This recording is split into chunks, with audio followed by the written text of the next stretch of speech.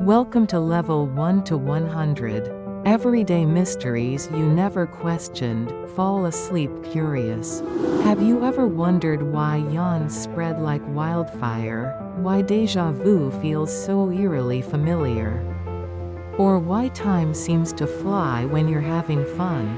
In this series, we dive into 100 fascinating questions about the world around you, things you experience every day, but rarely stop to ponder. From the science of laughter to the philosophy of existence, each level unlocks a new mystery that will spark your curiosity and expand your mind. Watch to discover surprising answers, challenge your assumptions, and fall asleep curious, dreaming of the wonders hidden in plain sight. Ready to question everything? Let's begin at Level 1. Why do some smells bring back memories? Sniffing fresh baked cookies and suddenly picturing your grandma's kitchen? Certain smells can pull vivid memories from years ago. This happens because your olfactory system, which processes smells, is closely linked to the brain's memory and emotion centers. The olfactory bulb sends signals directly to the amygdala and hippocampus, areas tied to feelings and memory. Unlike sight or sound, smells bypass much of the brain's filtering, hitting these regions fast. That's why the scent of rain or a campfire can transport you to a specific moment, like a childhood camping trip. Ever caught a whiff of sunscreen and felt like you're back at the beach?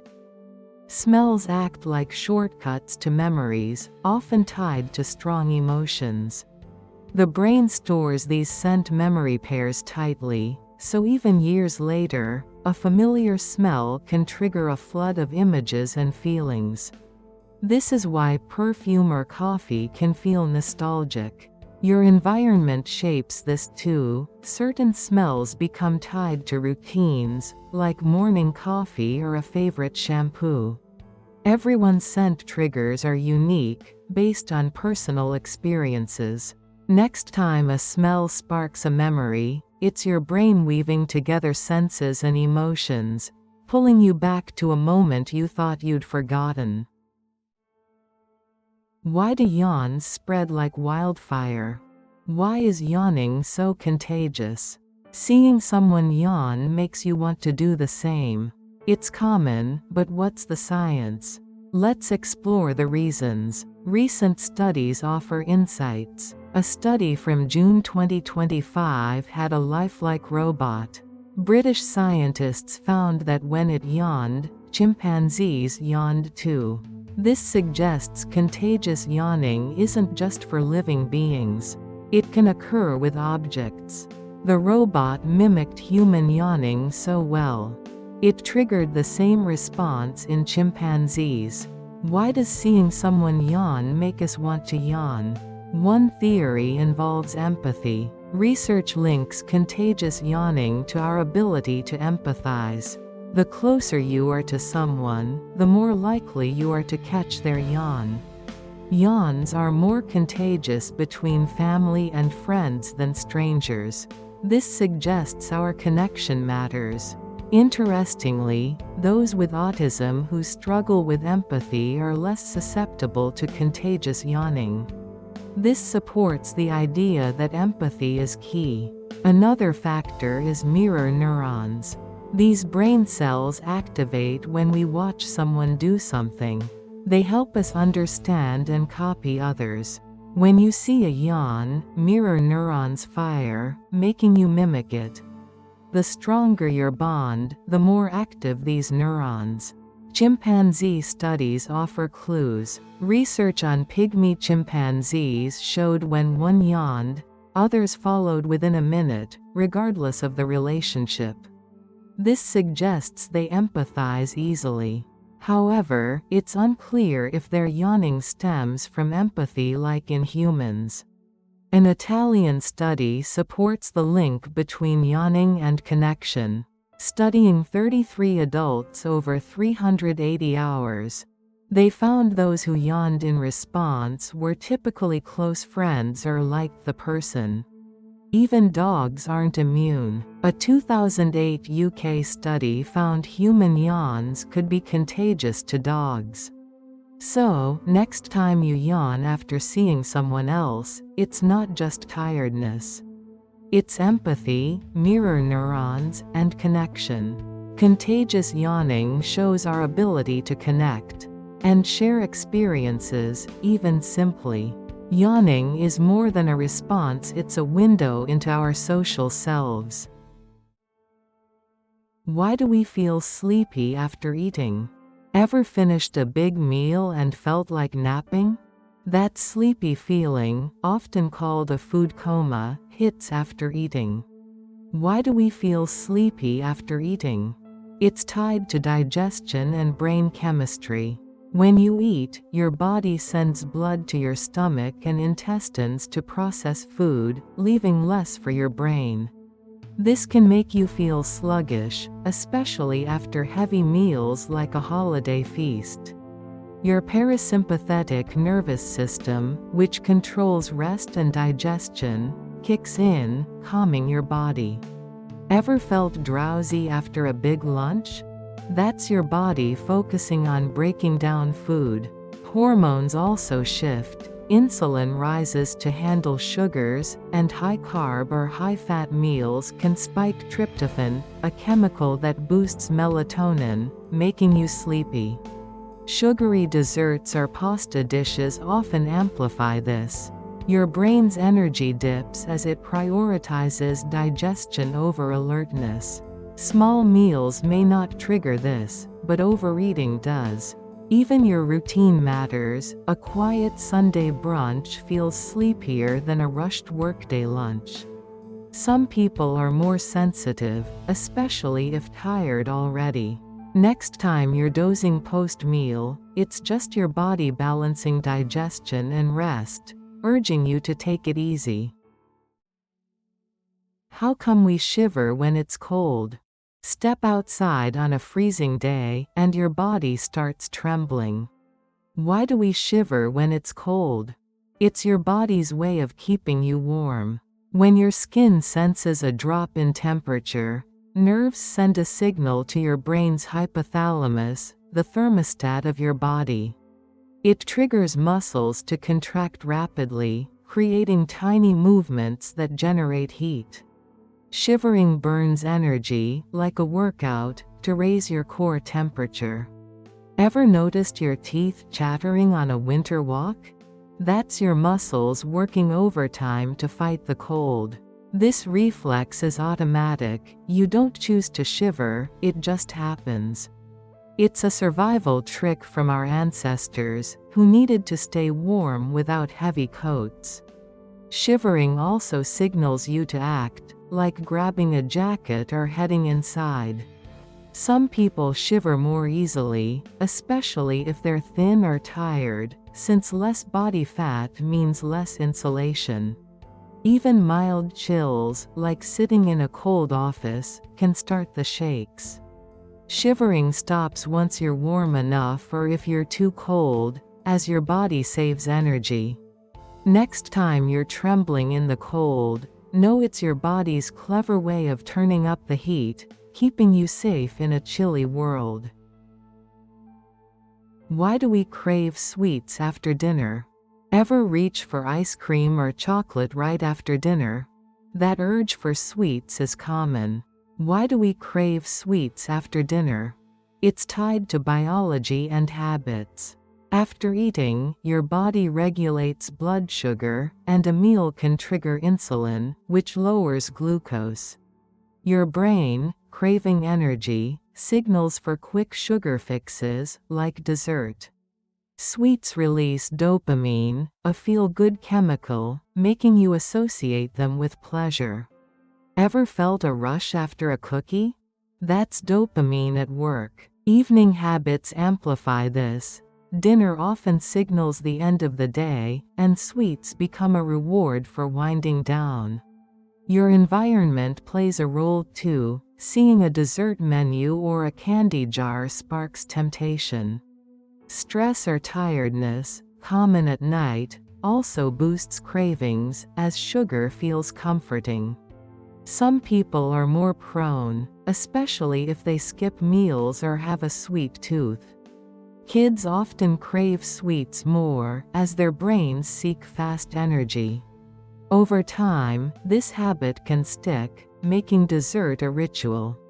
Next time you're eyeing that chocolate bar post-dinner, it's your brain chasing a quick energy boost and a moment of joy, shaped by biology and routine. What causes that tingling when your foot falls asleep? Ever sat cross-legged too long and felt your foot go numb, followed by a prickly tingling? That's your foot falling asleep. What causes that tingling sensation? It's all about nerves and blood flow. When you sit in one position, like on a long flight, pressure compresses nerves in your leg or foot. These nerves stop sending signals to your brain properly, causing numbness. As you move, blood flow returns, and nerves start firing again, creating that pins and needles feeling. Ever tried standing after a long movie and felt your leg tingle? That's the nerves waking up. The sensation comes from nerve endings reacting to restored signals, like static clearing on a radio. It's harmless but uncomfortable, usually fading in minutes. Poor posture, tight shoes, or cold weather can make it worse by restricting circulation. Some people, like those with nerve issues, feel it more often. Your body's designed to avoid this, which is why you fidget naturally. Next time your foot tingles after sitting too long, it's just your nerves and blood flow getting back in sync, reminding you to move around. How does your nose know so many smells? Walk into a kitchen and instantly know it's pizza night? Your nose can detect thousands of smells. How does it do that? Your olfactory system is a marvel. Tiny receptors in your nose, about 400 types, pick up odor molecules from the air. Each receptor grabs specific molecules, like pieces of a puzzle, sending signals to your brain's olfactory bulb. This area sorts and identifies smells, from flowers to garbage. Ever smelled coffee and instantly felt awake? Your brain links smells to memories and emotions, making them vivid. The human nose can distinguish over 1 trillion scent combinations, far more than your eyes or ears can handle. Everyday life is full of examples. Fresh laundry, rain, or a friend's perfume all trigger your nose differently. Smells also warn you, like the stench of spoiled milk. Some people have sharper noses, but training, like for chefs or perfumers, can improve detection. Your environment shapes what you notice. City dwellers might ignore traffic smells, while rural folks pick up earthy scents. Next time you catch a familiar whiff, it's your nose's complex system decoding the world, turning air into information. Why do we jump when something startles us? Ever leap when a loud noise catches you off guard? That's the startle reflex at work. Why do we jump when startled? It's a built-in survival mechanism. Your brain's amygdala detects sudden threats, like a car horn or a slamming door, and instantly signals your body to react. Within milliseconds, muscles tense, and you might jump or flinch to prepare for danger.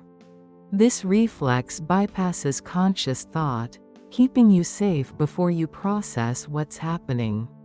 Ever jumped at a friend's surprise prank? That's your body readying to fight or flee. The reflex involves your brainstem, which controls quick responses, and adrenaline spikes to heighten alertness. Everyone startles, but some people, like those who are anxious, jump more easily. Everyday life is full of triggers. A loud dog bark or a sudden shadow can do it. The reflex weakens with age, but kids are especially jumpy, as their brains are still developing. It's not just humans, animals startle too, showing it's a primal trait. Next time you flinch at a sudden sound, it's your brain's lightning-fast system keeping you on guard, rooted in survival instincts from long ago. 10. What makes our stomach growl when hungry? Ever heard your stomach rumble during a quiet meeting? That growling sound, called borborygmi, happens when you're hungry. What makes your stomach growl? It's your digestive system at work. When your stomach is empty, it contracts to mix digestive juices and push leftover bits along. These movements create air and fluid shifts, producing those loud gurgles. Your brain signals these contractions when it senses hunger, preparing your gut for food. Ever noticed louder growls before lunch? That's your stomach getting ready. The noises come from the stomach and intestines, amplified by an empty system. Eating quiets them by filling the space, but fasting or skipping meals makes them louder. Stress or certain foods, like beans, can also trigger growls by increasing gas. Everyone's stomach growls, but it's more noticeable in quiet settings or when you're nervous, like before a big presentation. It's harmless, just your body's way of saying it's ready to eat. Drinking water or eating a small snack can hush the noise. Next time your stomach rumbles, it's just your digestive system practicing for the next meal, a normal part of being human. Why do we get chills when we're scared? Ever felt a shiver down your spine watching a horror movie or hearing a strange noise at night? That's your body reacting to fear with chills. This happens because your brain triggers a fight or flight response when it senses danger. Your sympathetic nervous system releases adrenaline, causing tiny muscles in your skin to contract.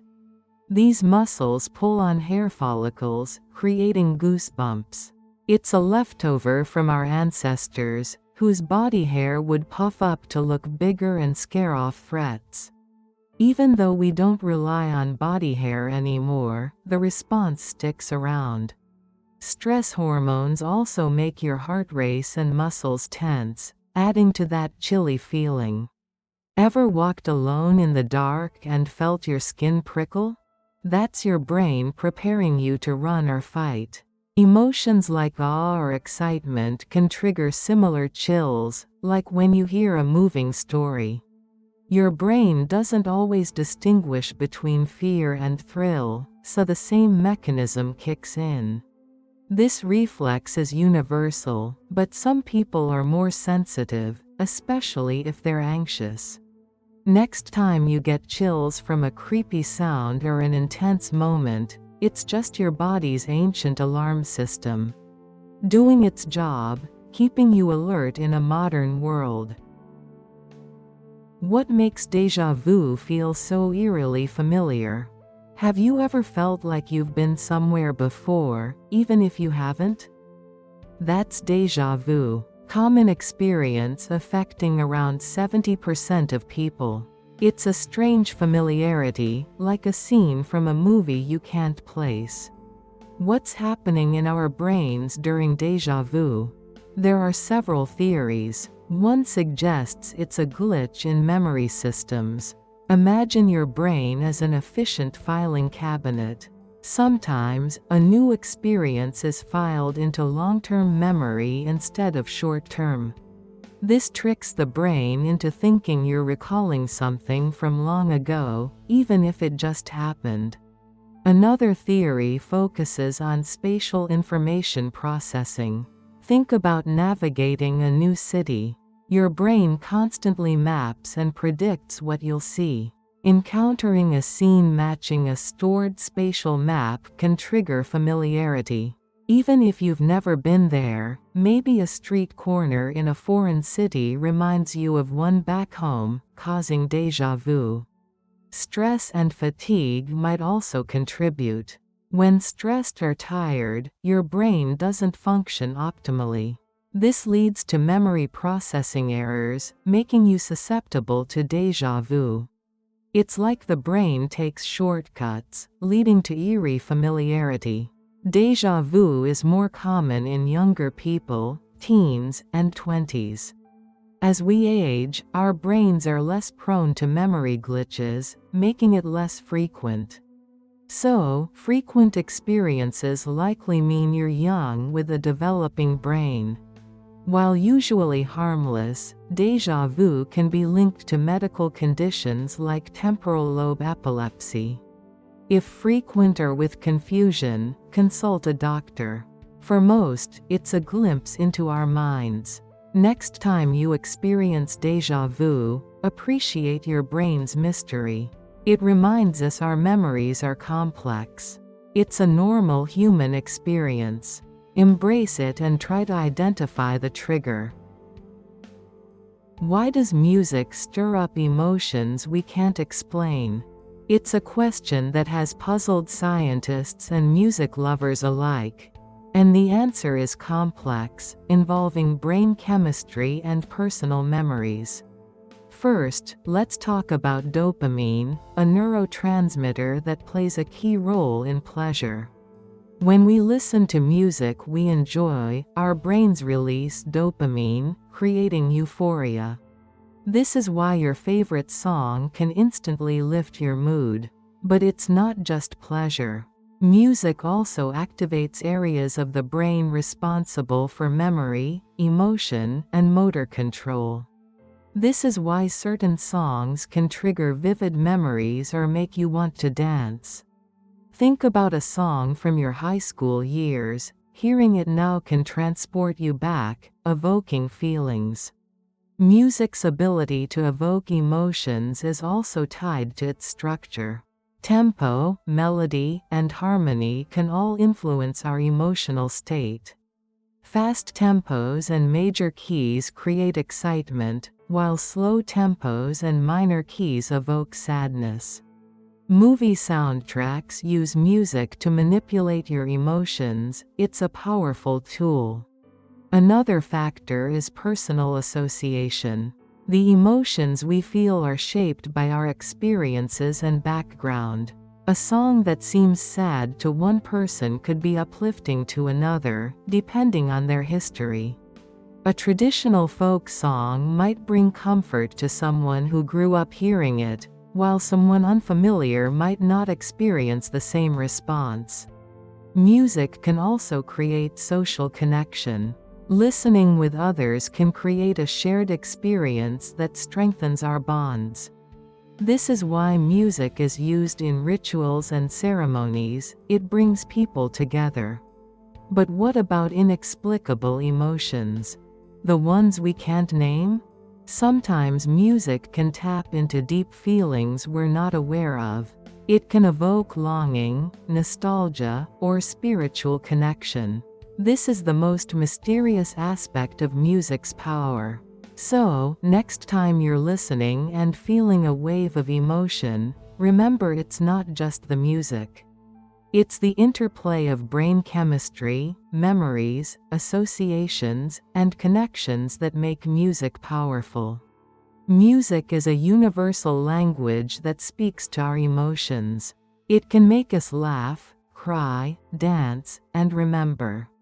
It can connect us to each other and to ourselves. It's a gift that enriches our lives. Appreciate the power of music. How come time flies when you're having fun? When you're engrossed in a fun activity. Like playing a game with friends or binge watching a favorite show, time seems to vanish. Hours feel like minutes. This phenomenon, often called time flies when you're having fun, is rooted in how our brains process enjoyable experiences. The sensation isn't just a saying. It's backed by psychology and neuroscience. Your brain's perception of time shifts when you're happy. During fun moments, like laughing at a party or dancing to music, your attention is fully absorbed. This state, known as flow, makes you lose track of time. Your brain focuses on the present, not the clock.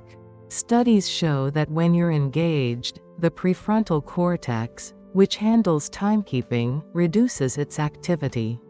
Less focus on time means it feels like it's speeding by. Compare this to boring tasks, like waiting in line or doing repetitive work.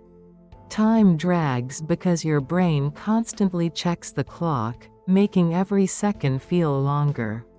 When you're bored, the brain's attention wanders, and you notice time more. Fun activities, however, keep your dopamine levels high. Dopamine, a feel-good chemical, enhances enjoyment and distracts you from counting minutes. It's why a 2-hour movie feels shorter than a 30-minute wait at the dentist. Context matters too. Think about a great vacation. Days filled with new sights, tasty food, or thrilling adventures seem to end quickly. Your brain is busy processing new stimuli, leaving little room to track time. But when you're stuck in a dull routine, like a long commute, time feels endless. This contrast shows how engagement alters time perception. Age plays a role as well. Kids often feel time moves slowly because everything is new and exciting. As adults, familiar routines make time seem faster, but fun moments still speed it up more. Ever notice how a weekend of fun disappears, but a workday creeps by? That's your brain at work. Memory also distorts time. When you look back on fun events, like a concert or a road trip, they feel short because you were so immersed. Your brain stores fewer checkpoints during enjoyable moments, making the memory feel compressed. Boring moments, with more conscious clock watching, create more mental markers, stretching time in hindsight. This doesn't mean you should avoid fun to slow time down. Embracing enjoyable activities enhances life's quality, even if it feels fleeting. Next time you're having a blast and time slips away, know it's your brain savoring the moment. It's a reminder to seek joy often, as those moments make life vibrant, even if they pass quickly. The mystery of why we dream every night. Why do we dream every night? It's a mystery that's puzzled thinkers for ages. A nightly movie in our heads that feels strange, even prophetic, but why? What's the point of these brain-made scenarios? Let's explore dreams in a way that connects to daily life. One theory says dreaming helps us process emotions and memories. During the day, our brain juggles info and feelings. When we sleep, it sorts this data, dreaming replays events, works through feelings, and files everything away. This is key for emotional experiences. A vivid dream after a tough day might be your brain working through stress, like mental therapy. Another idea is dreams train our brains, like practicing for a presentation. Dreams simulate real-life situations. Explore outcomes and prep us for challenges. This helps survival instincts. In dreams, we face threats or solve problems. Honing skills without real-world risk, like a VR game for life. What about weird dreams, like flying naked or tea with a squirrel? These might be brain's creative explorations. Awake, we're logical. But in dreams, the brain makes wild connections, sparking creativity. Crazy dreams give insights, inspiring us to think differently. It's brain experimenting without consequences. There's no single answer to why we dream. It's a mix of factors: dreams are complex and personal. Dreams vary widely. Depending on individual circumstances and emotions, understanding dreaming's theories helps us appreciate this nightly event.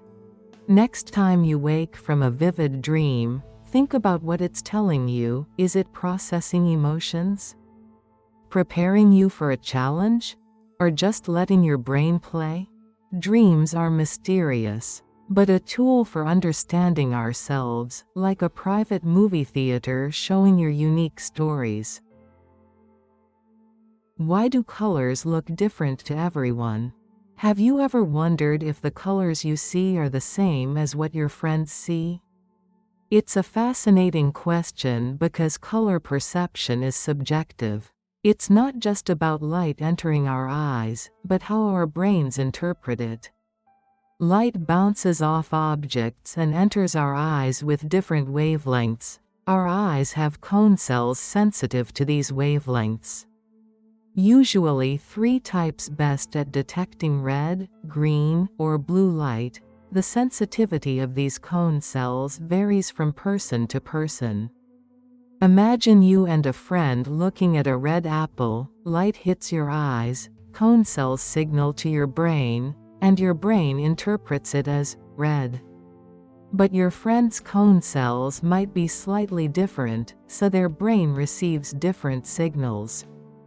They might perceive the apple as a slightly different shade of red. Recent research shows scientists can control retinal cells to allow people to experience colors outside the normal range using the Oz vision system. This could improve vision for colorblind people and expand our understanding of sensory capabilities. Interestingly, some might have 4 cone cells, called tetrachromacy, more common in women. They could see a wider range of colors, however. Studies suggest 4 cone cells don't always mean better vision. Practice and training, like for artists, can have a bigger impact. Color blindness shows how subjective color perception is. People with it struggle to distinguish colors. Even within that community, differences exist, making predicting a person's color spectrum hard. When choosing a car color, do you pick black, white, or something vibrant? Studies show favorite colors depend on age, gender, and associated emotions. People might like brighter colors but choose conservative car colors. Suggesting emotional preferences don't always dictate real-world choices. So, remember, you might not see the same thing when discussing colors. Color perception is personal, shaped by biology and experience. It's a reminder that even something straightforward like color can be subjective and fascinating. What causes that sudden brain freeze? Ever wonder about that icy jolt when you indulge in a cold treat? It's brain freeze, scientifically sphenopalatine ganglioneuralgia, but let's stick with brain freeze. What triggers it? Imagine enjoying ice cream on a hot day. The cold hits your mouth's roof or throat back. These areas have many blood vessels. Vessels constrict rapidly to save heat, then dilate quickly to allow more blood. This rapid change causes brain freeze. Blood rushes to the brain, triggering pain. The trigeminal nerve, which is a face nerve for sensation, gets overstimulated. It misinterprets, sending pain. You feel this in your forehead because the trigeminal nerve goes there. This is referred pain felt elsewhere. Think, stubbing toe, pain goes up leg, like brain freeze, triggers mouth, pain's head. Interesting, right? Is brain freeze dangerous? It's harmless and temporary. Pain peaks in 30 to 60 seconds as blood vessels return to normal.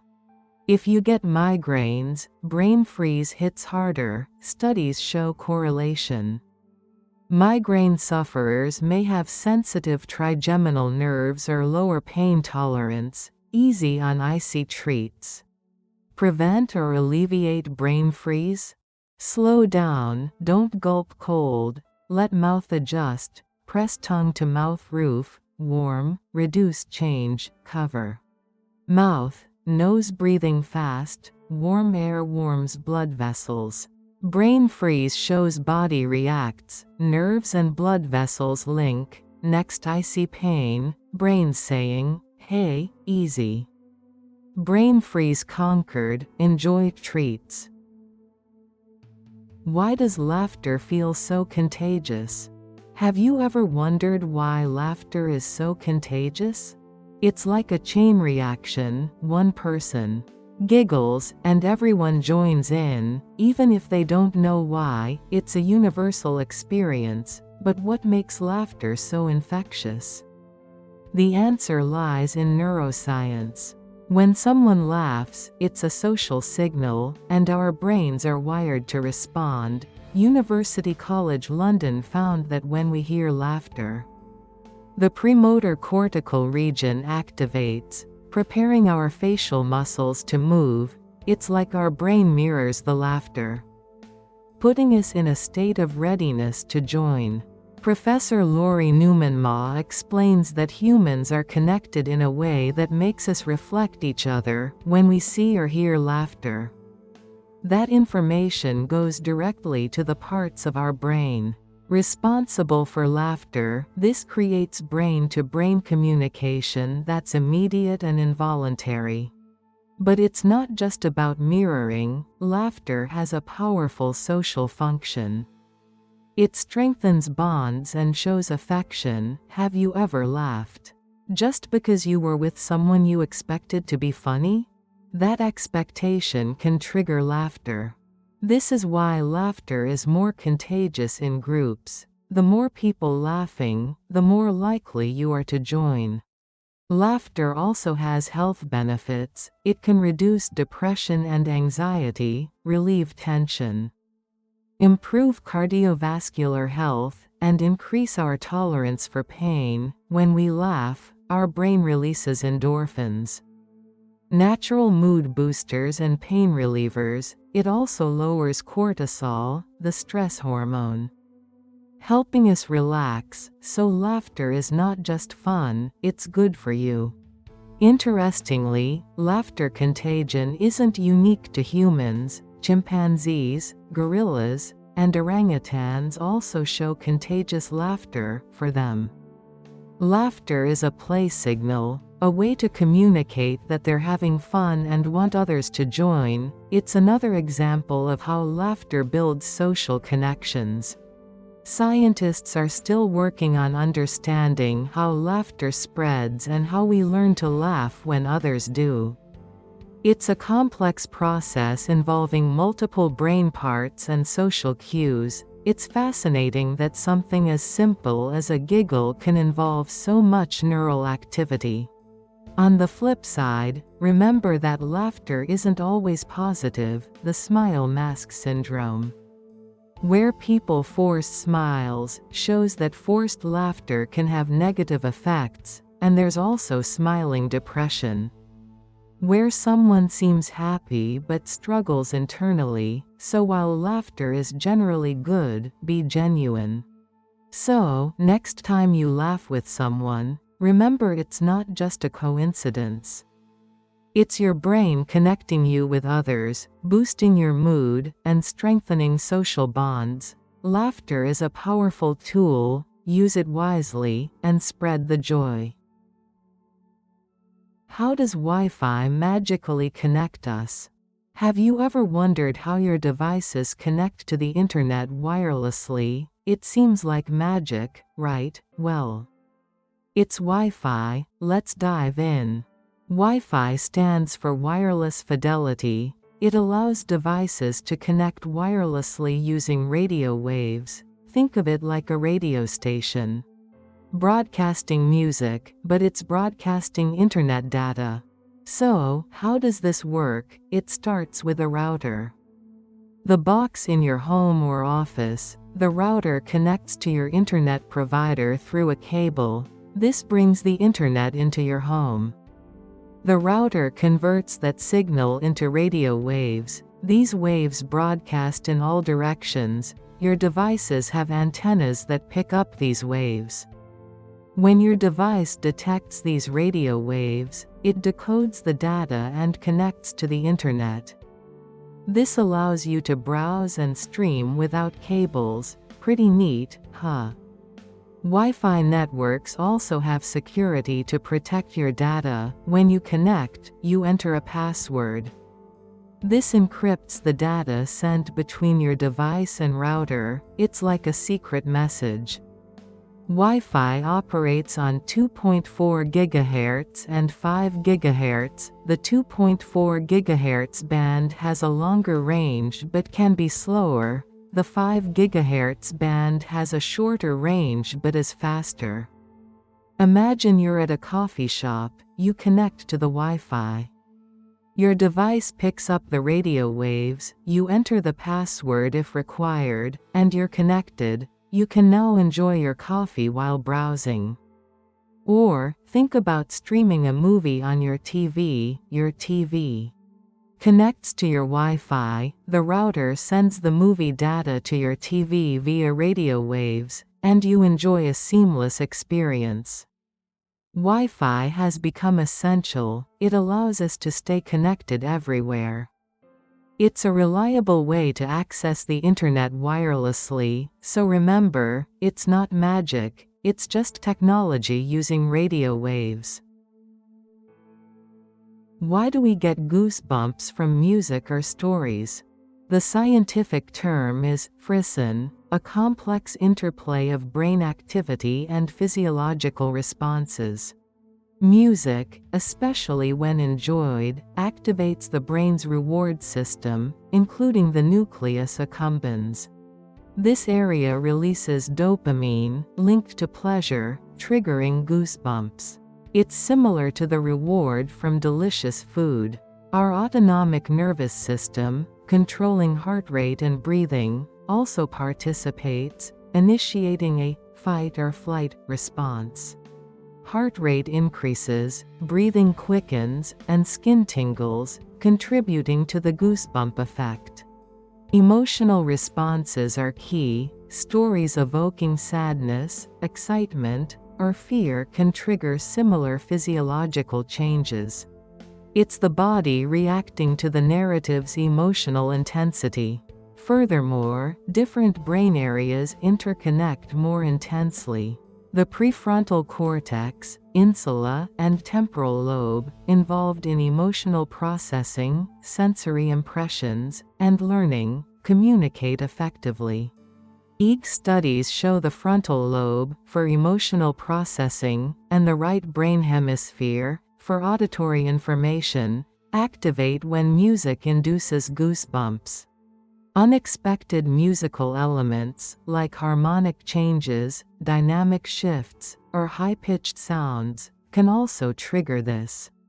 These surprises jolt the brain, creating anticipation and excitement.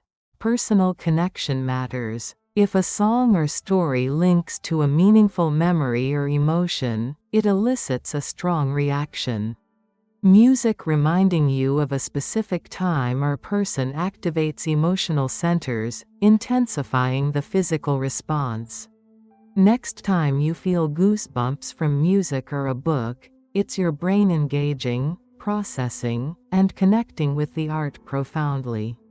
It proves music and stories move us emotionally and physically. The secret behind why cats purr. Have you ever wondered why your cat purrs? It's a comforting sound. But what's the secret? Recent studies reveal fascinating facts about feline purring. Let's explore the science, alright? Scientists thought purring came from brain signals vibrating the larynx. But a Vienna study suggests differently. Researchers analyzed deceased cats' voice boxes and found purring possible without brain signals. Wild, isn't it? How does it work? Cats have special vocal cord structures, built-in pads. These pads vibrate vocal cords at 20 to 30 Hz. Interestingly, 27 Hz relaxes humans, so purring is therapeutic. Who knew? Think of vocal fry humans make. Cats do this naturally. This changes previous ideas. Earlier, purring needed brain control and muscle movement, but cats now have a natural way. Fascinating, right? Purring often means your cat is happy and relaxed. It's like saying, "I'm content." Newborn kittens purr to communicate with mothers, their first communication. How sweet. Scientists explore if this helps cats make other sounds like meows. They think brain signals might amplify purrs. The mystery isn't solved completely, but we're closer. So, next time your cat purrs, remember it's not random, it's complex and makes cats, well, cats. It's relaxing and good for you, and a sign your feline friend is happy. Enjoy the purrs, alright? Why do mirrors flip images horizontally? Have you ever wondered why mirrors seem to flip images horizontally, but not vertically? It's a fascinating question, so let's explore reflections and find the answer. Ready? Mirrors don't actually flip. They reverse front to back, not left to right, when you raise your right hand. Your reflection raises its left. This creates the illusion of horizontal flipping. The mirror projects your image back, reversed in depth. Think of a mirror as rotating you 180 degrees around a vertical axis. This makes your front face the back of your reflection, if you wear a shirt with text. The reflection shows it backward. It's a perspective shift, understand? Mirrors don't flip vertically because they reflect light directly back. Your head stays at the top, and your feet at the bottom. There's no vertical inversion, only depth-wise reversal. Imagine picking up paper to show someone. You rotate it to show the other side. Mirrors do something similar. They show the other side of your flat body, if you could walk through the mirror. Examples can illustrate this point. A spoon might flip images both ways, because its curved surface bends light differently. The distortion is from the shape, not just reflection. Words on an ambulance are backwards so drivers can read them correctly in their mirrors. This is a practical use of image reversal. It's about perspective. Got it? Mirrors have been used for centuries. They show a reversed version of ourselves. Understanding this helps appreciate everyday science. So next time you look in a mirror, remember, it's not flipping you, it's showing another side. What makes us crave junk food? Why do we crave junk food? It's a common question. The answer is complex, involving how junk food affects our brains and bodies. Recent studies show it makes us want more, even knowing it's unhealthy. Junk food can be addictive. High sugar, fat, or salt triggers dopamine release in the brain, similar to addictive drugs. This creates a craving for that dopamine rush. A Scripps Research Institute study found rats given high-calorie junk food had fewer dopamine D2 receptors, like cocaine or heroin addicts. This makes feeling satisfied harder, creating a cycle of craving. It also affects learning and memory. One study showed fast food for a week impaired appetite control and lowered memory test scores. Junk food harms brain function, making healthy choices difficult. The effects go deeper, altering DNA and gut microbiome. Regular junk food changes gut bacteria, affecting the immune system, raising risks of inflammation, allergies, and even cancer. Some studies suggest DNA changes, compounding health issues. For children, junk food is especially harmful. A study of over 8,000 American kids found frequent fast food eaters scored lower in science, math, and reading, possibly due to iron deficiencies vital for brain activity. Children from poorer backgrounds are more vulnerable, facing higher risks of IQ decline, obesity, and poor grades. Junk food increases risks of obesity, diabetes, and heart disease, due to unhealthy fats, salt, and sugar. High processed meat, sugar, and refined grain diets raise colon cancer risks. Cutting back protects long-term health. So, how do you curb cravings? Recognize how junk food affects your brain and body. Understanding the science helps informed choices. Replace junk food with fruits, vegetables, nuts, and whole grains for essential nutrients and lasting fullness. Avoid tempting situations, like TV or social media.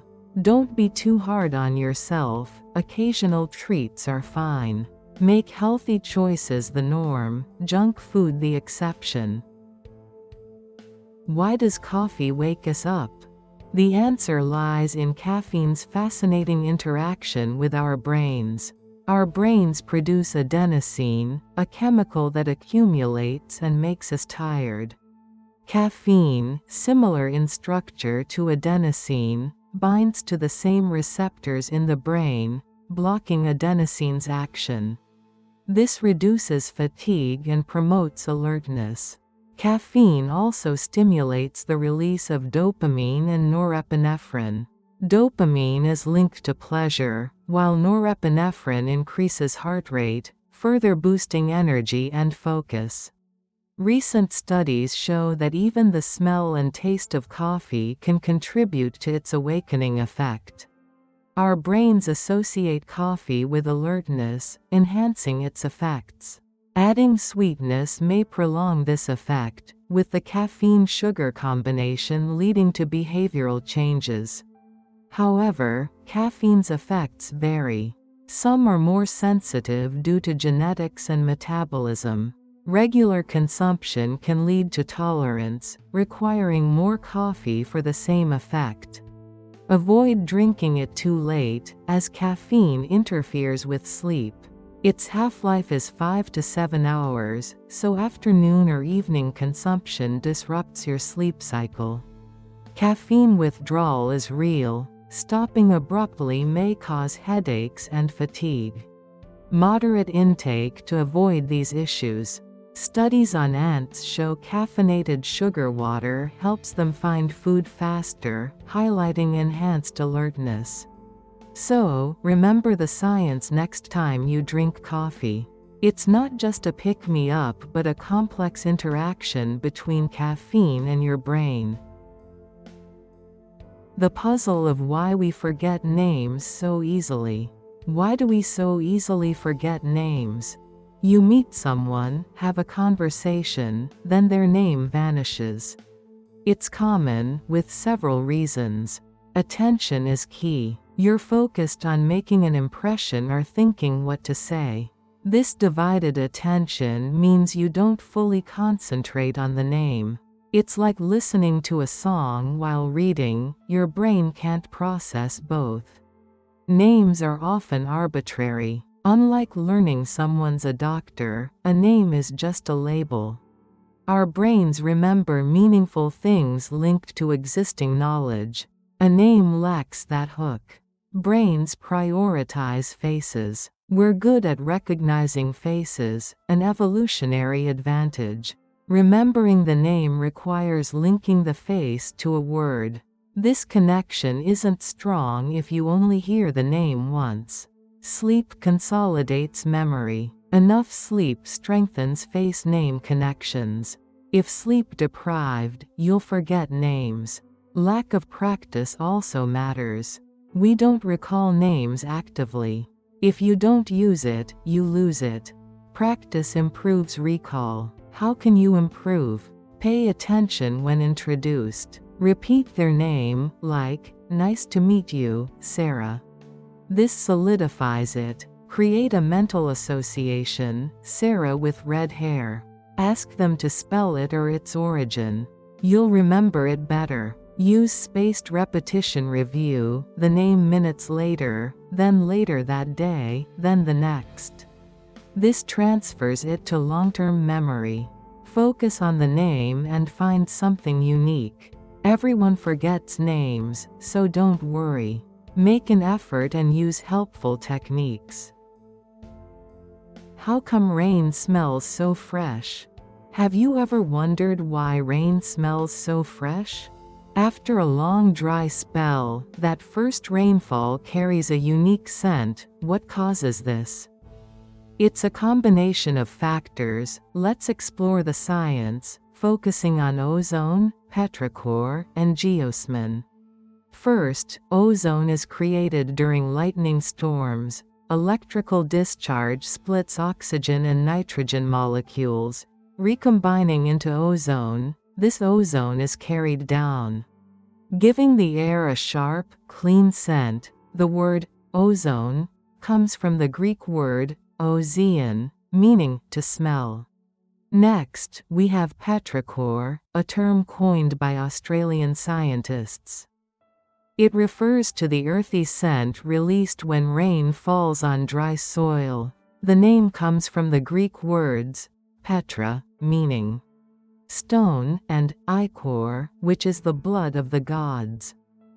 Petrichor is a combination of oils secreted by plants accumulating in soil during dry periods, when rain arrives. It releases these oils, creating that aroma. These oils inhibit root growth and seed germination. Especially in arid conditions, the longer the drought, the stronger the smell. Lastly, there's geosmin, produced by bacteria called actinomycetes. The word geosmin means earth smell in Greek. These bacteria thrive in dry conditions and produce spores when it rains. Raindrops splash, launching these spores. We can smell them. Geosmin has a distinctive earthy odor that most people can detect. It's the compound that gives beets their flavor and is often found near water. So, next time you breathe in that fresh scent, remember you're experiencing natural processes, the tang of ozone.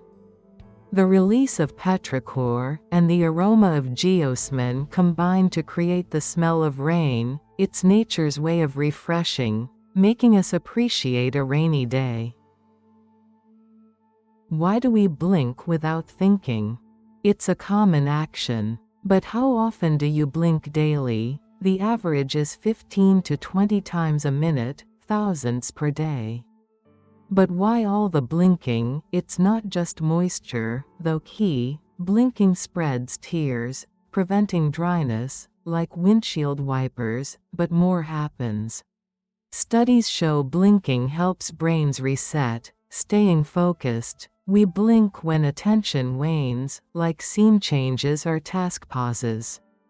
Brains use blinking to disconnect and refocus. Tamami Nakano, Osaka University professor, found people blinked at the same comedy show moments, like jokes or scene starts.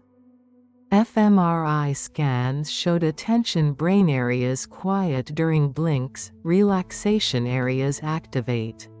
Blinking is a mini brain vacation, clearing mental space for new info. Not just humans blink, animals too, but frequency varies. Dogs and cats blink rarely, cows and horses frequently. Primates blink differently in social situations. Larger group primates blink more, suggesting social roles. What if we don't blink enough? Screen time can dry and tire eyes. We blink less on computers or phones, causing strain, blurred vision, even headaches. Consciously blink regularly. Especially with devices, blinking isn't random, it's vital, keeping eyes healthy, brains focused, maybe aiding social life. Struggle to blink enough, set reminders or pause to close eyes, give them rest. The reason behind earworms stuck in your head.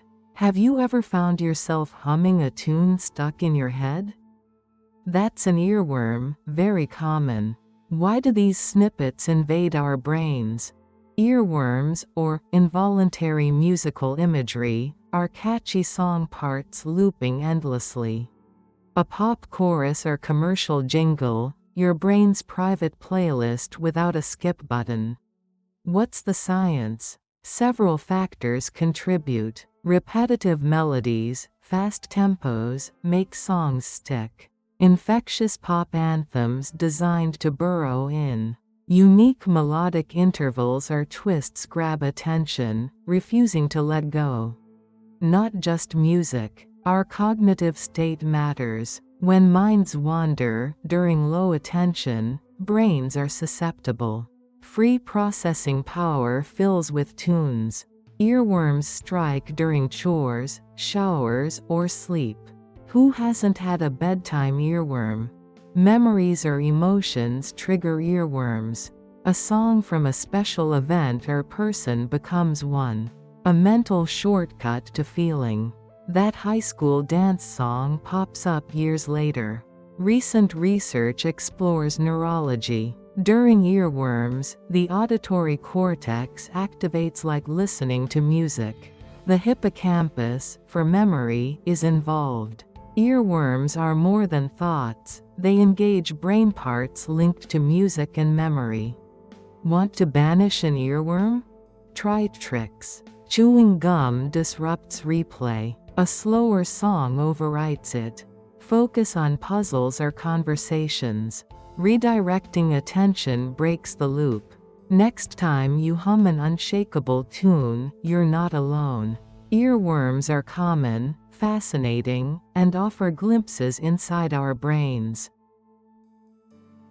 Why does spicy food make us sweat? When you eat something spicy, like a chili pepper, capsaicin causes that burning sensation. Capsaicin activates TRPV1 in your mouth, a heat receptor. It tricks your brain into thinking your mouth is on fire. Your brain tries to cool you down by making you sweat, which is your body's way of regulating temperature. When sweat evaporates, it takes heat with it. That's why you sweat even if you're not hot, just from spicy food. This varies from person to person. Some are more sensitive to capsaicin due to genetics or how often they eat spicy food. Regular consumers develop a tolerance and don't feel the burn as intensely or sweat as much. Culturally, spicy food is a staple in places like Korea, India, and Mexico, with traditions of using chili peppers. In Korea, kimchi and spicy rice cakes are popular. India has diverse spicy curries, and Mexico enjoys spicy salsas with tacos. Some believe spicy food boosts metabolism or clears sinuses. Preference can be influenced by climate. Hotter climates often consume spicier foods for cooling. When eating spicy food, start mild and increase spiciness gradually. Water might not cool you down because capsaicin is oil-based, try milk or yogurt. If you have health conditions like acid reflux, consult your doctor. So next time you sweat from a spicy meal, it's your body cooling you down. What causes that butterflies in the stomach feeling? Ever felt butterflies before a big event? What causes this? It's a response to stress or excitement, triggering your body's fight or flight. Stressful situations, like public speaking, release adrenaline. This prepares your body to confront the threat or flee. It's a survival mechanism. Adrenaline affects your body, including digestion. Blood flow diverts from your stomach to muscles needed for action. This slows digestion, causing that uneasy feeling. Your gut connects to your brain via the vagus nerve, the gut-brain axis. Stress sends signals down this nerve, disrupting normal function. This causes nausea, cramps, or butterflies. Nerve endings in your stomach become sensitive. Excitement, like seeing someone you like, causes a similar response. Dopamine, linked to pleasure, influences your gut-brain axis. Butterflies aren't always anxiety, they can indicate joy. Imagine an exam. Days before, butterflies appear. Anxiety triggers adrenaline, diverting blood flow. On exam day, they intensify as your brain signals your gut, disrupting it. Going on vacation? Excitement causes butterflies. Dopamine contributes, making it a pleasant experience, though unsettling. Next time you feel butterflies, it's your body responding to a threat or opportunity. It's natural. If it persists with pain, consult a doctor. Butterflies are the interplay between your brain and gut. They show our physical and emotional states intertwine. Embrace them, they make you human. Why do we hiccup and how to stop it? Ever wonder why you suddenly hiccup? It's odd, but often harmless, right?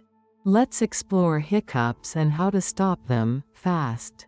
Hiccups come from involuntary diaphragm contractions, a big muscle at your lungs' base for breathing. These make your vocal cords snap shut, creating that hic sound. What starts these spasms? Eating fast or big meals can stretch your stomach, bothering the diaphragm. Also, fizzy drinks add gas, causing hiccups. Spicy foods, booze, or quick temp changes can also bother nerves in the hiccup reflex. How do you stop hiccups? Luckily, many home fixes exist. They mostly excite the vagus or phrenic nerve, linked to the diaphragm.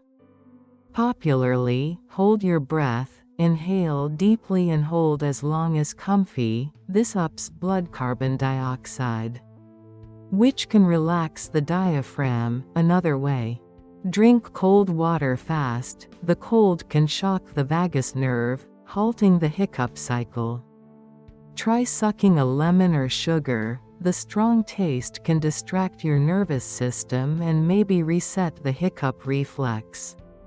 Some ease it by gently tugging their tongue or pressing eyeballs. These excite the vagus nerve, but be careful. Another trick? Drink water bent over. This makes you swallow funny, which can help excite the vagus nerve. Or, try the Valsalva move. Try to breathe out while pinching your nose and closing your mouth.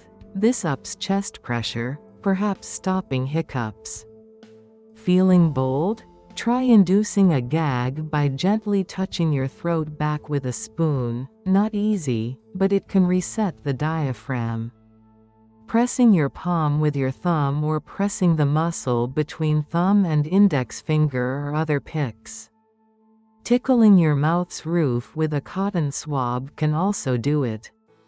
These help with short hiccups, but hiccups over 48 hours might hint at a medical issue. Rarely, hiccups are from stroke, tumors, or gut issues. If hiccups are bad, often, or with other signs, ask a doctor to check.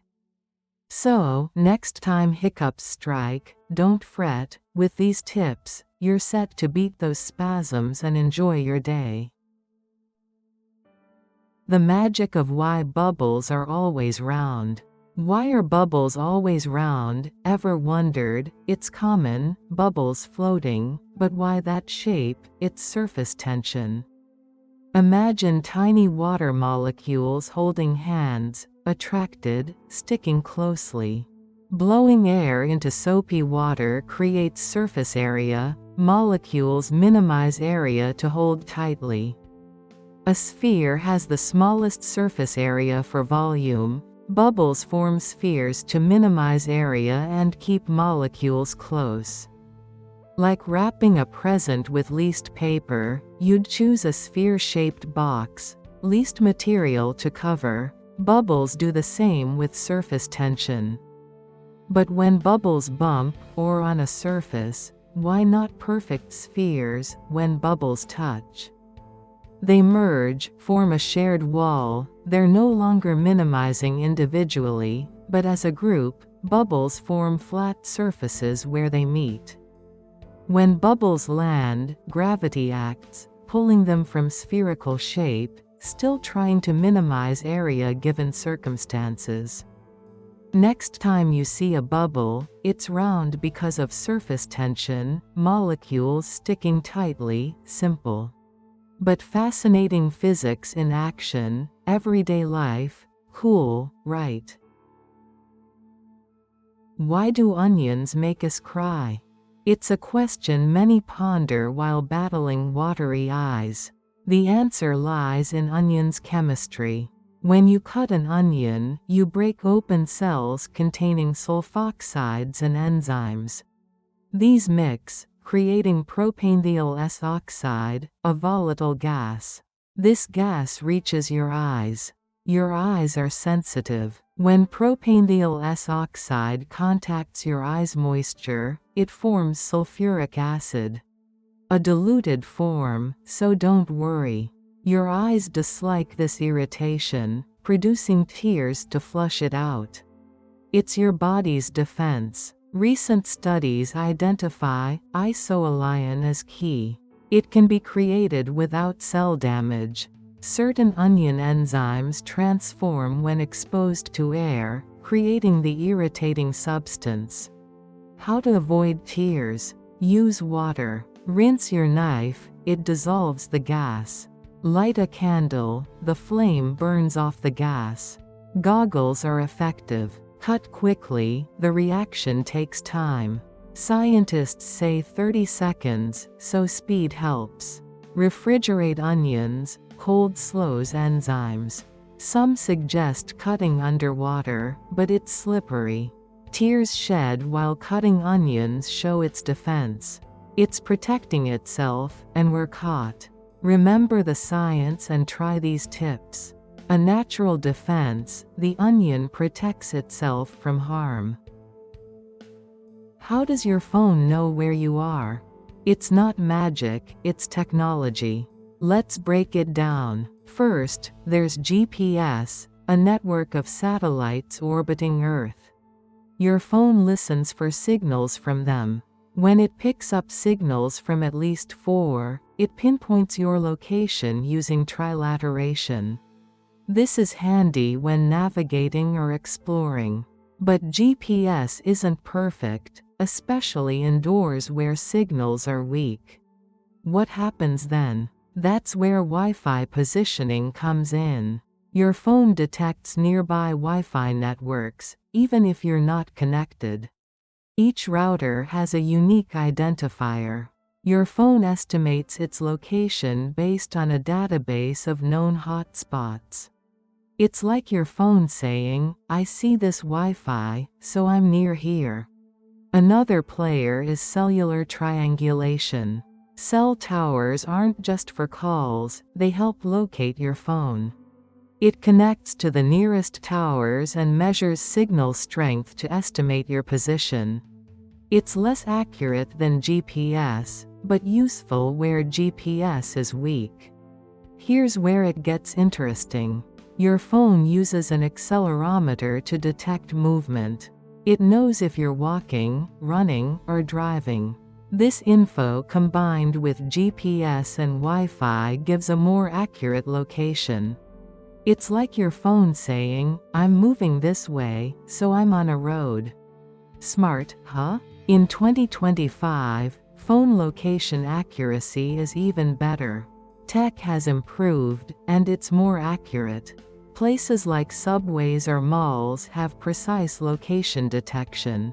Find my device, or Find My are useful if you lose your phone. These technologies offer better services. Keep in mind that satellite orbits, clock errors, signal delays, and receiver errors can make GPS inaccurate. Also, your location data is private. Be careful about which apps you share it with.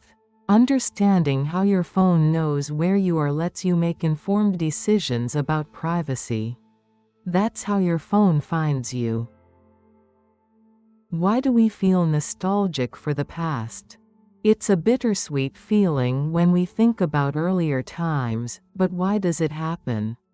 One major reason is memory. Our brains piece together memories, filling gaps with emotions when we remember the past. We often focus on the good parts, downplaying the bad. Psychologists call this rosy retrospection. It's like remembering the fun vacation but forgetting the sunburn. Nostalgia helps us feel connected. Humans crave belonging. Thinking about shared experiences reminds us of the people we care about. These memories reinforce social bonds and give us a sense of identity. Think about your favorite childhood songs. Hearing them instantly transports you back. You might remember singing them with family or hearing them on the radio. These songs link to those experiences, and the nostalgia is powerful. Our current state of mind plays a role when stressed or uncertain. Nostalgia can be comforting. It reminds us of simpler, more predictable times. That's why we see nostalgia during crises. Nostalgia isn't just personal, it can be cultural. Vintage clothing or old movies remind us of different eras, evoking longing. Some believe nostalgia boosts self-esteem by reminding us of past successes. It motivates us by reminding us of our values. Nostalgia makes us happier. Consider a time when you felt nostalgic. What triggered it? A smell, song, or photo? Understanding your nostalgia helps you appreciate its role. Nostalgia is complex, involving memory, connection, and our state of mind. It helps us make sense of life. Find comfort and feel hopeful. Embrace it. It's a sign you cherish the moments. The science of why we sneeze. Sneezing is something we all do, often without warning. It's that sudden, explosive burst of air from your nose and mouth, sometimes triggered by dust, a cold, or even bright sunlight. But why do we sneeze? The science behind it reveals a fascinating mix of biology and reflexes, deeply tied to protecting our bodies. A sneeze starts with your body's defense system. Your nose is like a gatekeeper, filtering air before it reaches your lungs. Tiny particles, like dust, pollen, or viruses, can irritate the sensitive lining of your nasal passages. When this happens, sensory nerves in your nose send an urgent signal to your brain. This triggers the sneeze reflex, an automatic response to clear out the irritant. Think of it as your body hitting the eject button on something harmful. The process is lightning fast. Your brain signals muscles in your chest, diaphragm, and throat to contract. Air is forced out at speeds up to 100 miles per hour, carrying mucus, saliva, and the offending particles with it. That's why a sneeze can spray droplets several feet away. It's not just a reaction, it's a powerful cleanup mechanism. Allergies are a common sneeze trigger. Pollen, pet dander, or mold can make your immune system overreact, releasing histamines that irritate your nose. Colds and flu viruses also cause sneezing, as your body tries to expel the invaders. Ever sneeze when stepping into bright sunlight? That's called the photic sneeze reflex, affecting about 20% of people. Scientists think it's due to a crossed wire in the brain, where light signals accidentally trigger the sneeze reflex. Sneezing isn't just about clearing irritants. It's also a social signal.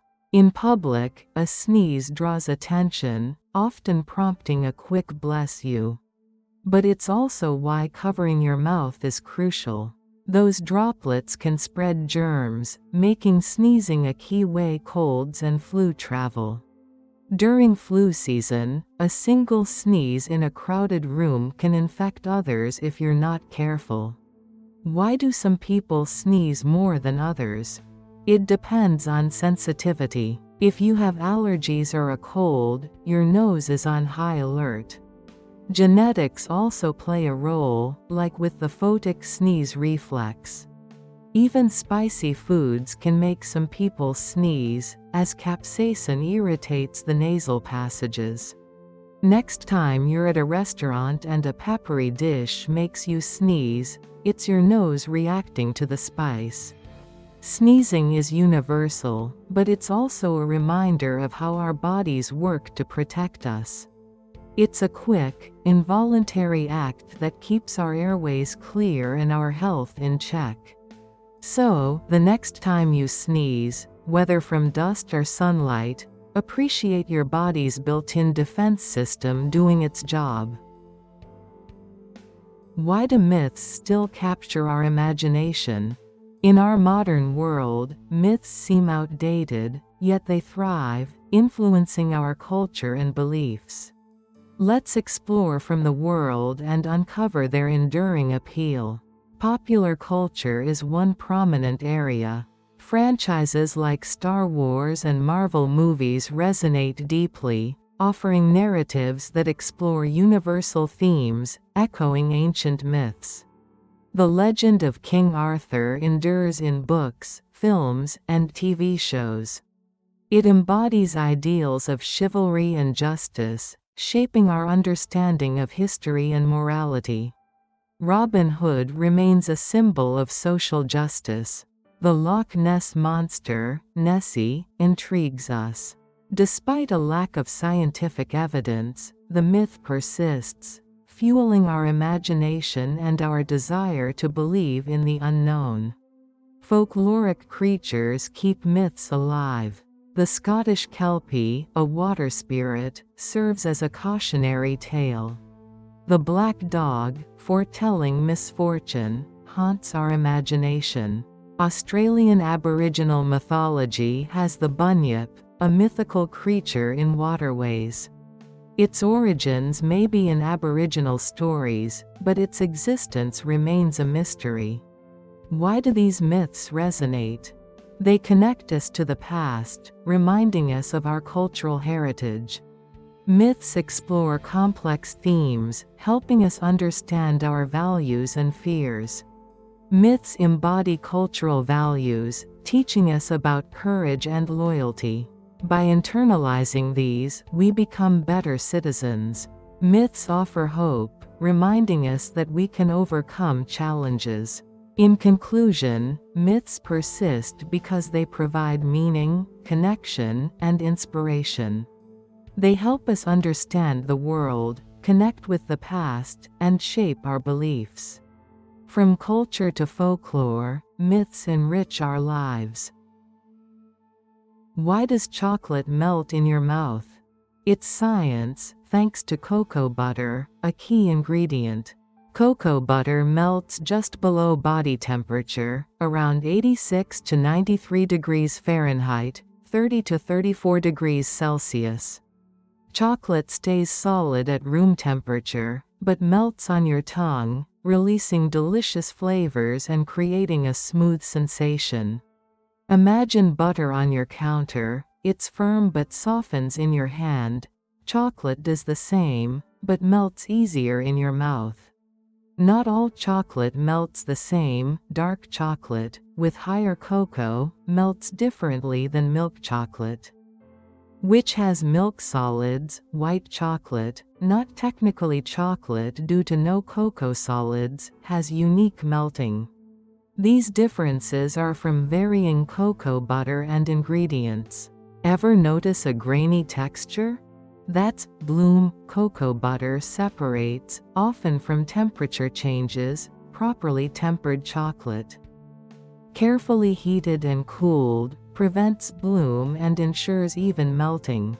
Beyond science, melting affects our enjoyment, it impacts texture, flavor, and mouthfeel. Good chocolate melts smoothly, coating your tongue.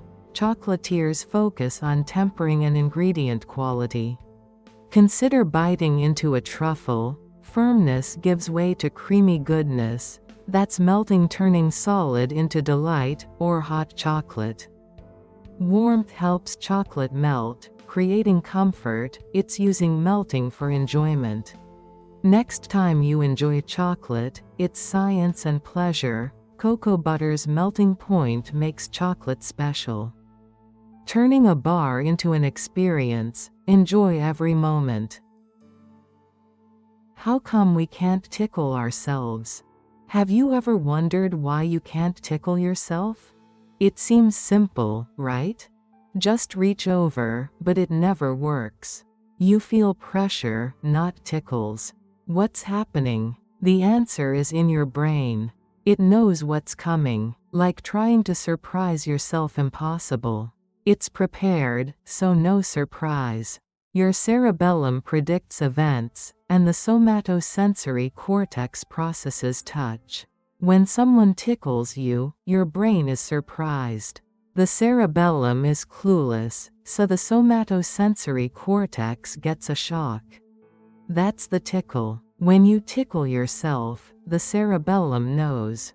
It predicts the sensation and tells the somatosensory cortex.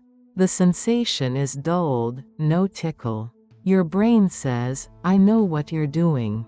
Some are more ticklish. Easily surprised people might be more ticklish because their brains struggle to predict. Less ticklish people have better prediction skills. This relates to world perception. Our brains predict constantly to help us react quickly. Reaching for coffee? Your brain predicts the cup's feel, adjusting your grip to prevent spills.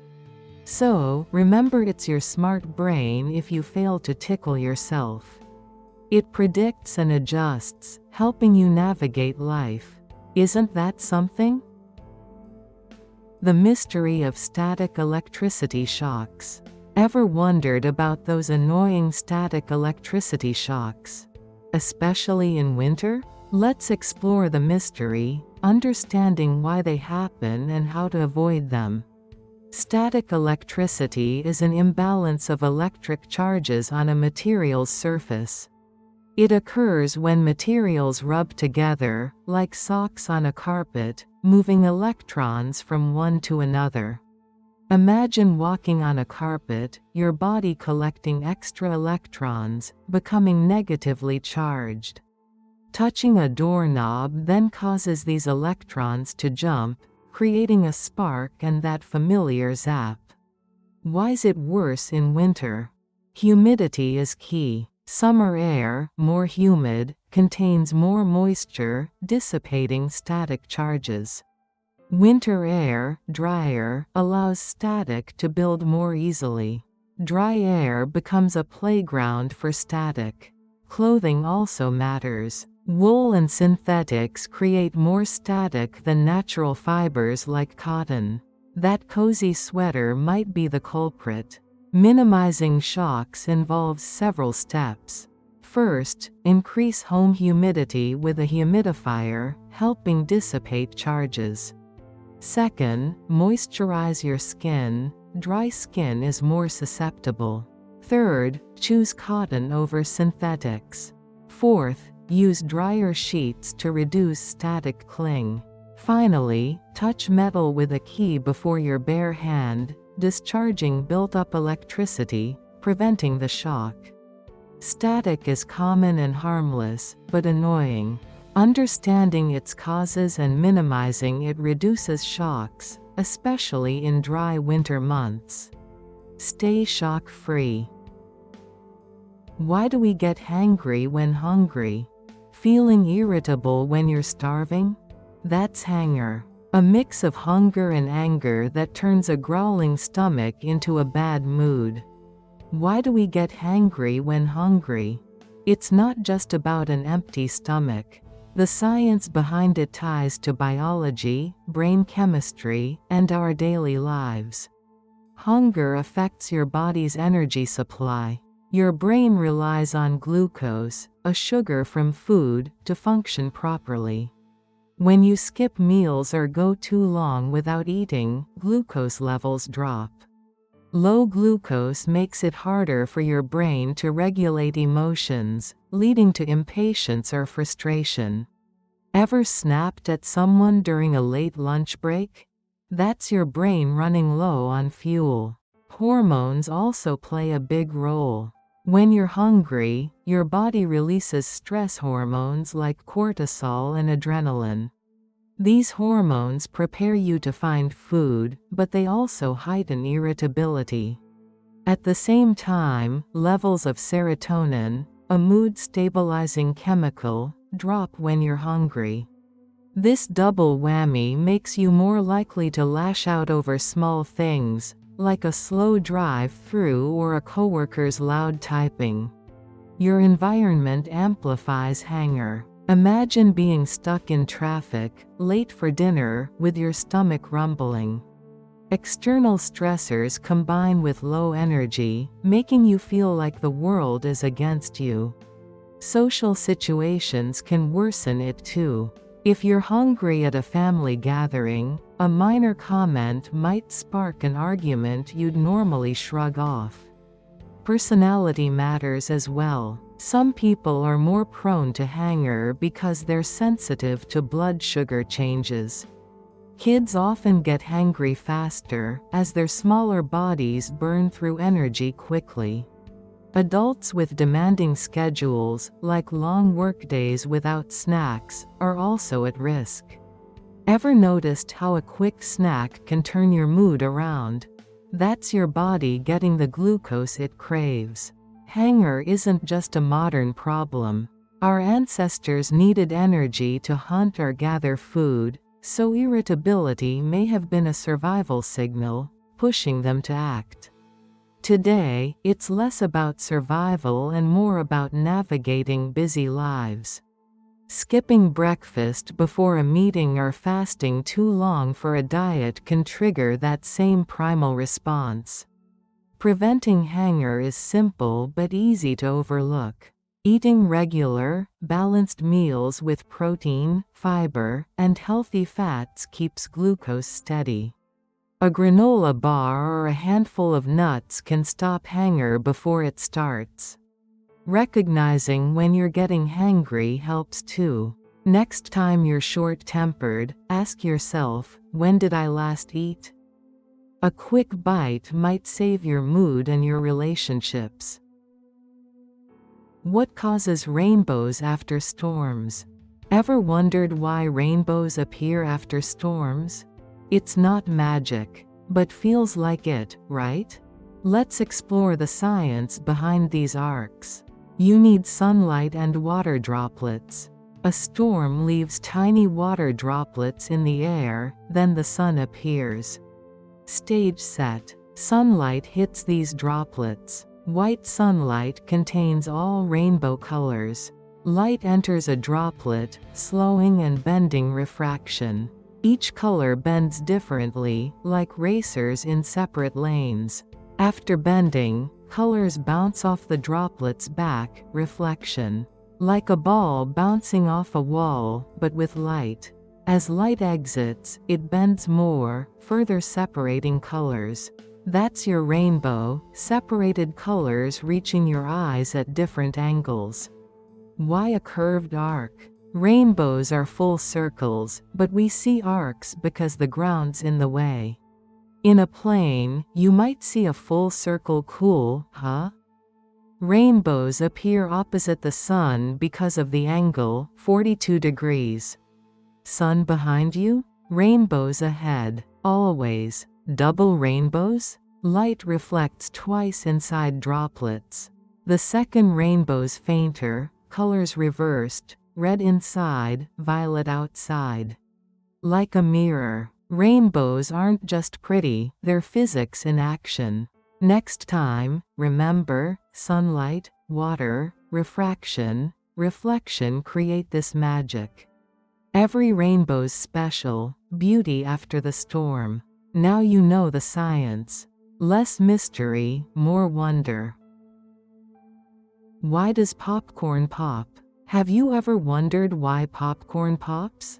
It's physics, chemistry, and a bit of magic. Let's explore the science of this snack. Each kernel holds 14 to 20% water, crucial for popping. A hard shell, the pericarp, traps this water, like a tiny pressure cooker. Heating popcorn makes the water turn to steam, pressure rises inside, the pericarp strains, then ruptures with a pop. Inside, starch, sugar chains, gelatinizes from the steam. When popped, this goo expands, cools rapidly, forming popcorn's shape. Rapid cooling solidifies the starch, creating its airy texture. Slower cooling makes soggy popcorn.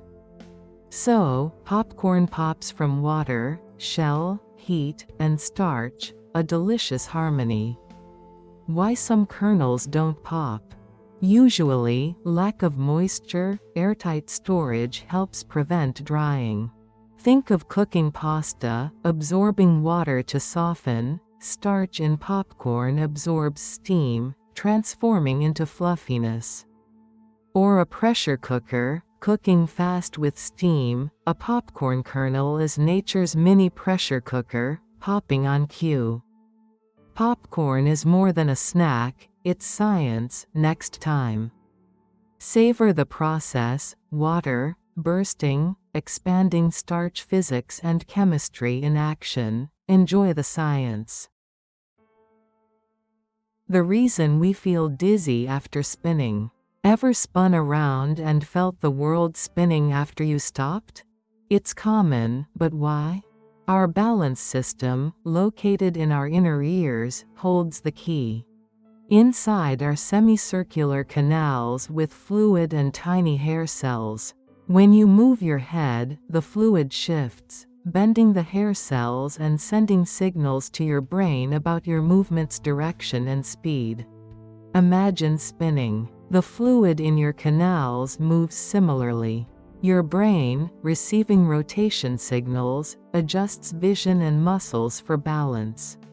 But when you stop, the fluid doesn't immediately. It swirls, making hair cells keep signaling, spinning, to your brain. This clashes with what your eyes see: stillness. Conflicting info confuses your brain, causing dizziness. It's like processing two realities simultaneously, resulting in disorientation. Dizziness intensity varies with spinning duration and stopping speed. Some feel a wobble, others, minutes of spinning. Some are more prone to dizziness due to genetics, age, or health. Motion sickness or migraine sufferers might be more susceptible. So, next time you're dizzy after spinning, thank your inner ears and brain's sensory processing. It's a reminder of the mechanisms keeping us balanced.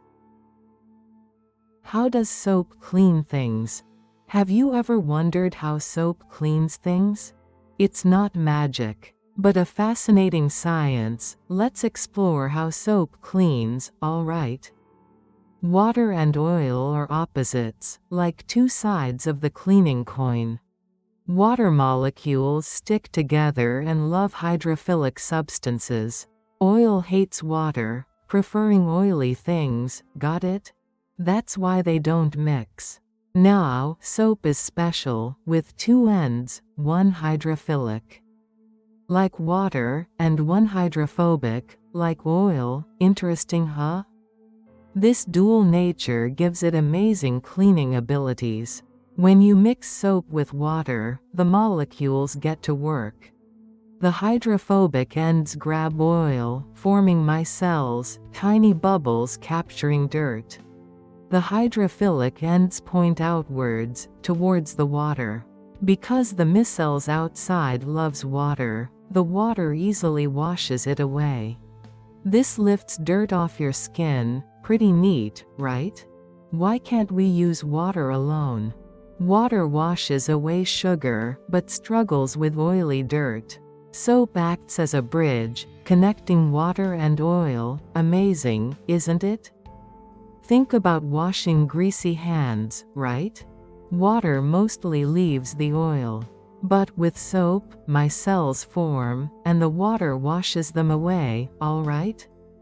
So, next time you wash, remember the microscopic science. Soap bridges water and oil, removing dirt. It keeps us clean and healthy, that's a fact. The puzzle of why dreams feel real. Ever wonder why dreams feel so real? It's the brain in REM sleep, where vivid dreams happen. A key factor is the reduced activity in the prefrontal cortex, responsible for logic. This lets illogical dream events occur without question. That's why flying or talking to deceased relatives feels normal in dreams. Also important is how our brain processes sensory info. Awake, senses bombard us. Asleep, the brain makes its own sensory experiences that feel real. Neural pathways activate whether input is external or internal. Dreaming of a meal? The brain simulates taste and texture, making it feel real. Emotional brain centers, like the amygdala, are active during dreams, leading to intense feelings. Nightmares feel overwhelming because the amygdala triggers real-life threat responses. Memory also affects dream perception. The hippocampus, for memories, works differently asleep. Dreams are fragmented, lacking narrative. This makes remembering dream details hard and contributes to the feeling that dreams differ from reality.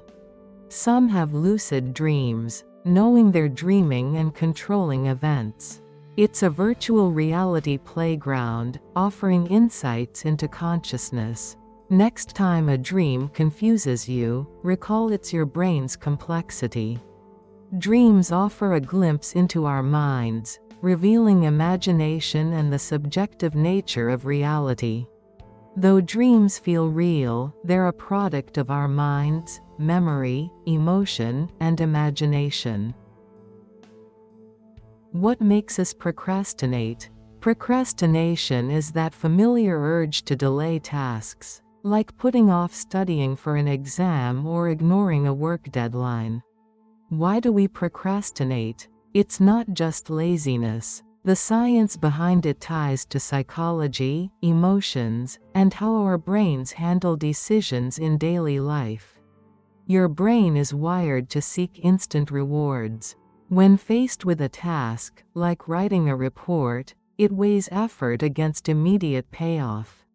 If the task feels hard or boring, your brain craves something easier, like scrolling social media or watching a quick video. This is because dopamine, a feel-good chemical, spikes with fun activities but dips with tedious ones. Ever chosen to binge a show instead of cleaning your room? That's your brain chasing a dopamine hit. Emotions play a huge role too. Tasks tied to stress, like preparing for a big presentation, can trigger anxiety. Procrastination becomes a way to avoid that discomfort, even if only temporarily. It's why you might reorganize your desk instead of tackling a tough project. Fear of failure also kicks in. If you're worried about not doing well, delaying feels safer than risking a mistake. Your environment doesn't help. Distractions, like phone notifications or a noisy cafe, pull your attention away from work. Modern life is full of temptations designed to hook you, from endless streaming options to viral posts. Ever tried studying with your phone buzzing nearby? It's a recipe for procrastination. Personality traits matter as well. Perfectionists often procrastinate because they fear imperfect results. People with low self-discipline struggle to start tasks requiring effort. Even your energy levels play a part. After a long day, your willpower is drained, making it harder to resist putting things off. That's why late-night study sessions often turn into snack breaks. Procrastination isn't all bad. Sometimes, delaying a task lets your brain process ideas in the background, leading to better solutions. But chronic procrastination can pile up stress, miss deadlines, and harm relationships. Ever had to apologize for a late submission? That's the downside of waiting too long. Breaking the cycle is possible. Splitting tasks into small, manageable steps reduces overwhelm. Setting a timer for just 10 minutes of focused work can kickstart progress. Removing distractions, like silencing your phone, helps too. Rewarding yourself after completing a task, like enjoying a coffee, keeps motivation high. Recognizing why you procrastinate, whether it's fear or boredom, is the first step to taking control. Why does salt make food taste better? Ever wondered why a sprinkle of salt transforms bland food? It's not just salty, it's science-enhancing flavors. Let's explore salt's secrets. Salt, or sodium chloride, stimulates taste buds. Tongues have receptors for sodium ions. Salt dissolves, releasing ions, triggering a salty signal to the brain. But there's more. Salt enhances other flavors, suppressing bitterness and acidity, highlighting sweeter notes. A pinch of salt in coffee reduces bitterness, making it smoother. Salt also interacts with smell, crucial for flavor. It releases volatile compounds, helping aromas reach noses. Good-smelling food tastes better with salt. In cooking, salt draws moisture via osmosis, concentrating flavors and improving texture. Salting meat creates a flavorful crust, keeping it juicy, the magic behind seared steak. Salt aids the Maillard reaction, browning and developing flavors. It controls moisture, promoting caramelized notes. Different salts affect taste. Table, sea, kosher salt have unique structures and minerals, adding subtle flavor. Experimenting adds depth. Next time you use salt, remember you're unlocking flavor, enhancing the culinary experience. It's a testament to simple ingredients and taste science. How come magnets attract and repel? Ever wondered why magnets stick or repel? It's magnetism, like a superhero's powers. Magnets have north and south poles, opposites attract, like best friends hugging, same poles repel, like clashing opinions. The secret? Electrons, tiny spinning particles inside atoms. Their movement creates magnetic fields. Usually, these fields are random, but in magnets, electrons align, creating stronger force. Imagine rowing a boat. Everyone rowing together moves it faster. Aligned electrons create a powerful magnetic force. Magnets are everywhere, from fridge notes to MRI machines. They're in motors, generators, and speakers, converting electricity. A compass points north because Earth is a giant magnet. The needle aligns with Earth's magnetic field.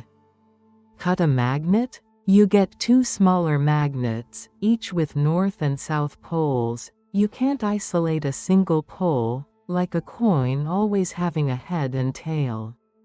So, remember electrons and magnetic fields. Magnetism is a fundamental force, shaping our world. We often take it for granted.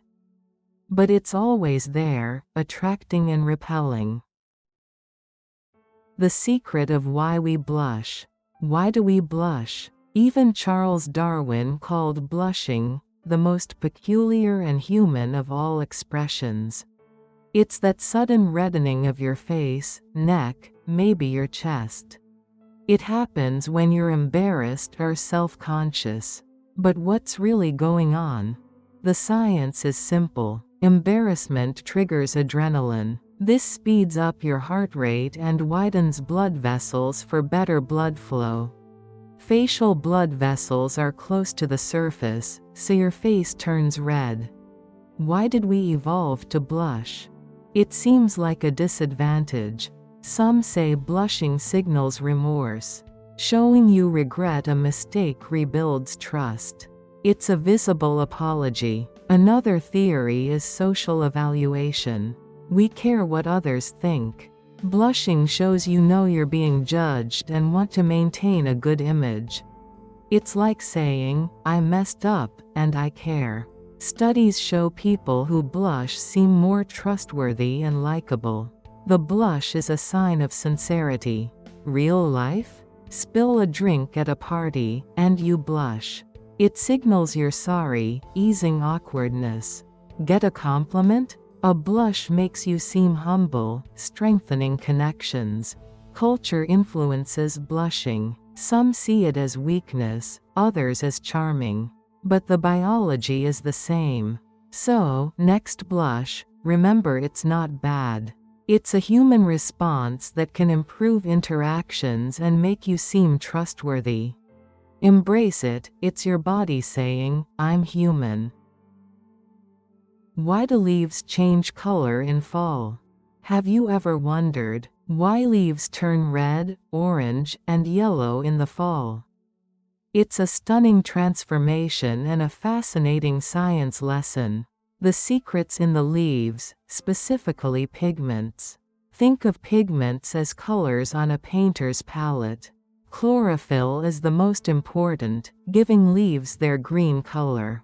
It's essential for photosynthesis, where plants use sunlight to create food. In spring and summer, chlorophyll is abundant, masking other pigments.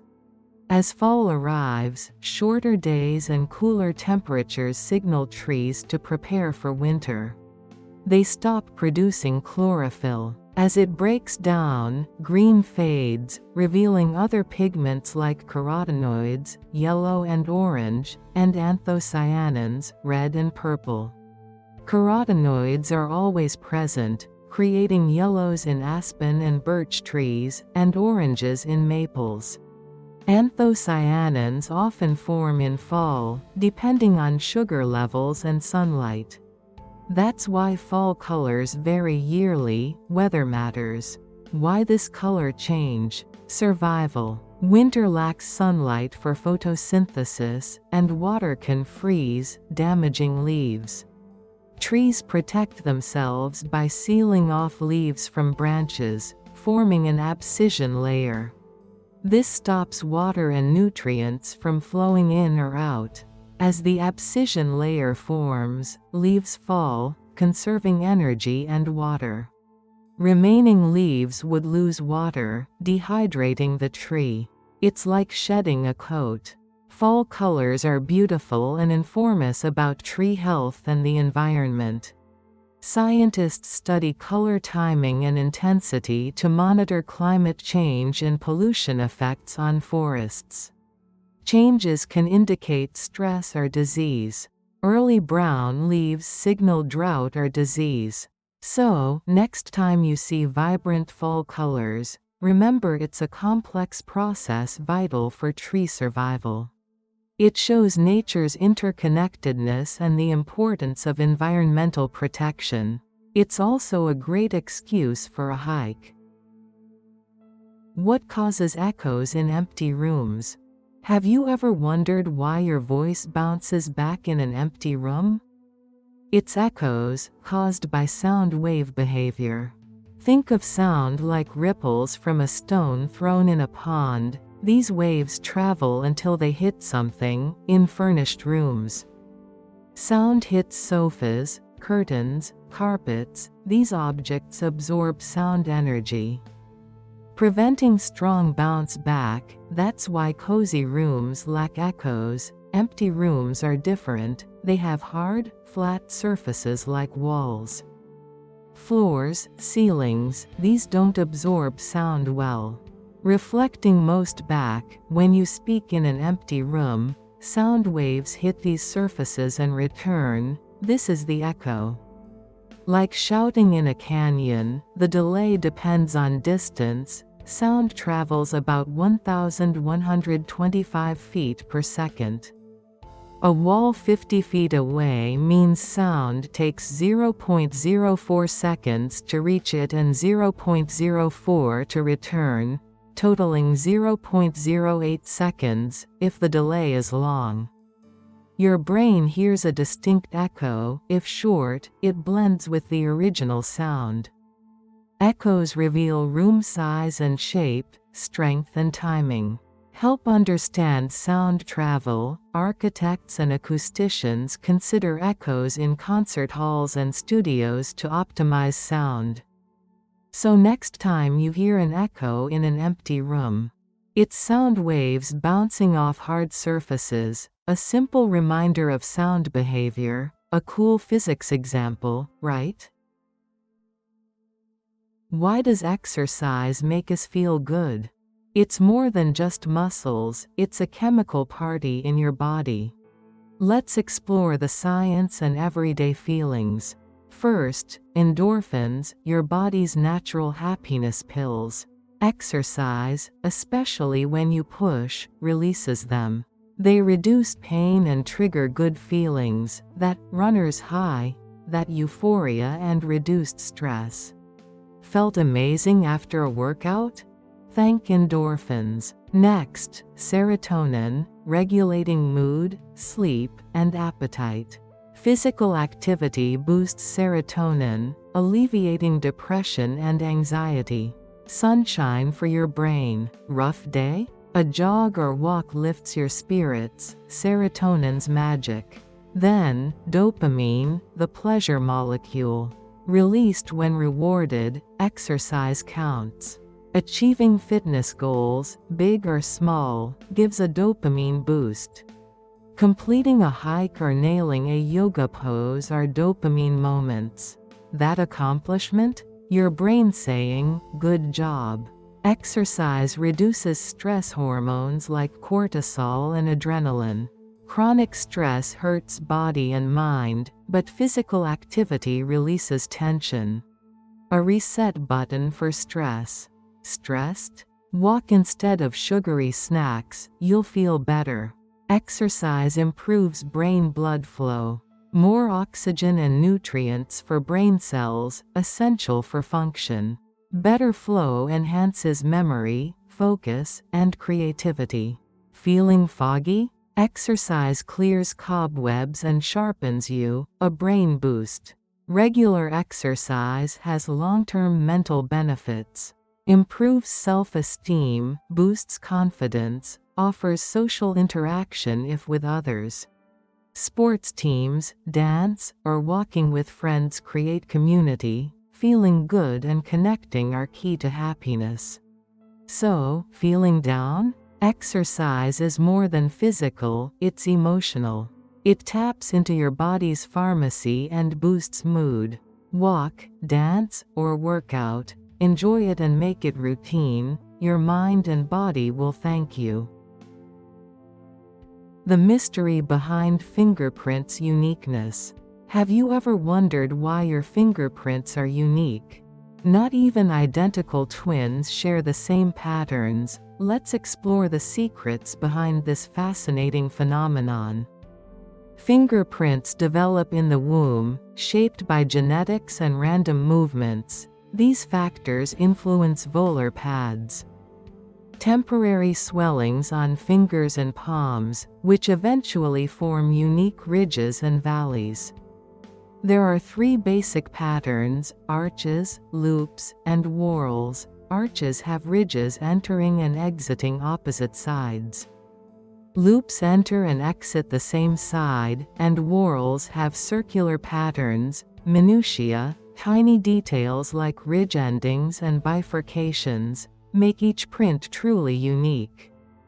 Beyond law enforcement, fingerprints secure smartphones, control borders, and verify identities in banking and healthcare, however. Scanners can be fooled by skin conditions or pressure variations. Some even have faint prints that are hard to read. Researchers are improving scanners to handle skin issues and using AI to analyze subtle differences, making recognition more reliable. So next time you unlock your phone with a fingerprint, remember the incredible story behind those unique swirls. They showcase the human body's complexity. How does gravity keep us grounded?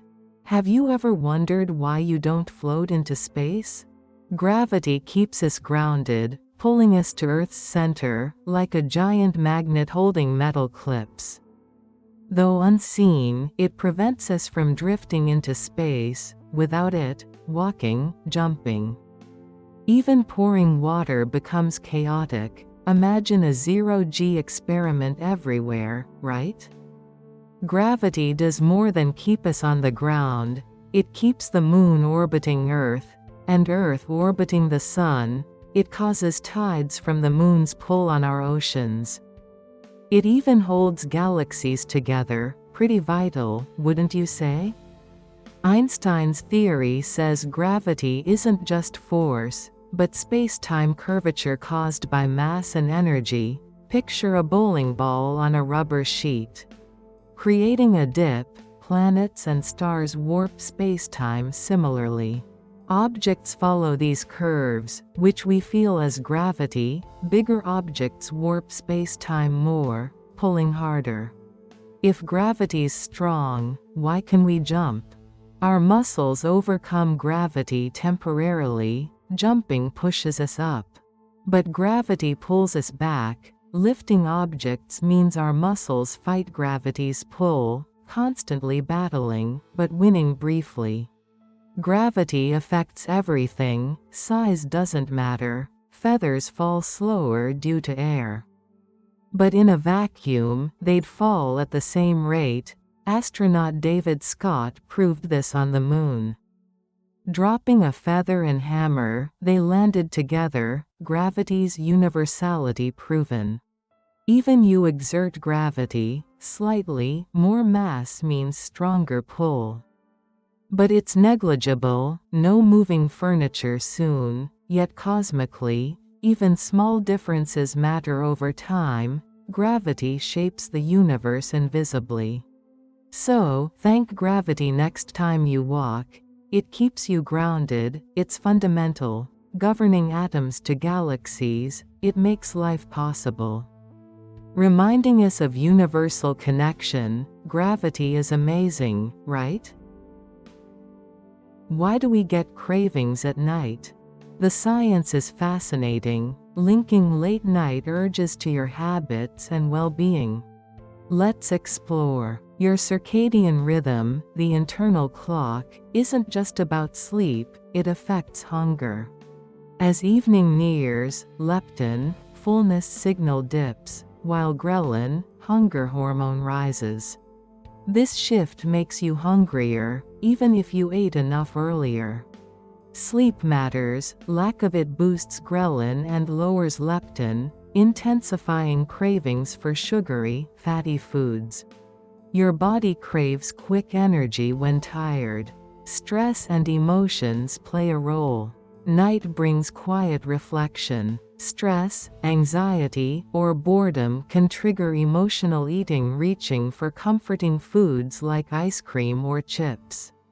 Daily habits, especially meal timing, are crucial. Skipping meals leads to intense late-night hunger, increasing cravings for high-calorie options and overeating. Regular, balanced meals help regulate hunger hormones. Brains love pleasure. High-calorie foods release dopamine, a reward neurotransmitter, creating a loop. This can create a habit of late-night snacking. So, how to manage these cravings? Prioritize sleep, aiming for 7 to 8 hours nightly to balance hormones. Eat regular, balanced meals to prevent extreme hunger. Manage stress with relaxation or hobbies. Craving something? Try fruits, vegetables, or nuts. Understanding nighttime cravings is key. By addressing these factors, you can choose healthier options and feel better. What makes fireflies glow? Have you ever wondered why fireflies glow? These tiny beetles light up summer nights. But what makes them do it? The answer is bioluminescence, a chemical reaction producing light. In fireflies, this happens in their abdomen, thanks to luciferin. Luciferin combines with oxygen, with luciferase and ATP, creating light like a natural light bulb. The light's color, usually yellow, green, or orange, depends on the firefly type and reaction. Why do fireflies glow? They use light to communicate, mostly to find a mate.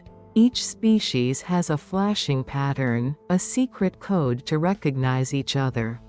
Males fly, flashing lights, while females respond. If a male sees the right signal, he's found a match. Bioluminescence isn't just for love, it's also defense. Some fireflies warn predators they taste bad. It's a bright, do not eat, sign. Scientists study firefly bioluminescence, finding ways to use it. It's used in medical research to detect diseases, and in environmental monitoring to measure pollution. Researchers developed cancer treatment using luminescent proteins. A stimulus-responsive hydrogel mimicking firefly light emission was developed. Adjusting fluorescence to stimuli and applicable to displays, devices, and biosensors. So, when you see a firefly glow, it's not just pretty, it's chemistry, communication, and survival in one beetle. Why does ice float on water? Have you ever wondered why ice floats on water? It's a simple question with a fascinating scientific answer. So let's explore. Most substances become denser when they freeze, packing molecules tighter, like squeezing people into an elevator. But water is unique, crucial for life on Earth. Imagine if oceans froze from the bottom up. Water, with 2 hydrogen and 1 oxygen atom, forms molecules that stick together via hydrogen bonding. Like tiny magnets, in liquid form, these bonds break and reform. Constantly allowing movement, cooling to 4 degrees Celsius causes a strange phenomenon, instead of becoming denser. Water reaches maximum density. Below this, hydrogen bonds arrange molecules into a crystalline structure, ice. But this structure is less dense than liquid water. Molecules are farther apart, like people in neat rows taking more space. This lower density makes ice float. Compare a cork and a stone. The cork floats because it's less dense, the stone sinks. Because it's denser, ice is like the cork, lighter for its size, hence ice cubes float in drinks and icebergs in oceans. Why is this vital? Imagine a lake freezing. Floating ice forms a top layer, insulating the water below. Preventing total freezing, crucial for aquatic life. Fish survive under the ice. If ice sank, lakes would freeze from the bottom, destroying ecosystems. Important, right? Floating ice also affects weather, reflecting sunlight, regulating Earth's temperature. It's all connected. The simple fact of floating ice has profound effects. So, next time you see an ice cube, remember it's not just frozen water, it's a testament to water's unique properties and its role in sustaining life, science in your glass. The reason behind optical illusions. Have you ever seen something and thought, that's not right? That's the magic of optical illusions, clever ways our brains interpret the world. But why do they happen? Optical illusions show how our brains actively construct what we see. Your brain doesn't just record images, it interprets and fills gaps using past experiences and expectations. This is often based on what's most useful or likely. Think about the moon illusion. The moon looks bigger near the horizon. Why? Your brain compares it to familiar objects, making it seem larger. Recent research sheds light on this. The black hole illusion shows staring at a black circle makes it seem to expand as the brain prepares for a new environment. Some don't see this, showing varied visual processing. The Asahi illusion makes the center of a pattern look brighter, even if it isn't. This shows brains emphasize features. Why does this happen? Some think illusions evolved to help us survive. Quick interpretation, even with errors, could be useful in danger.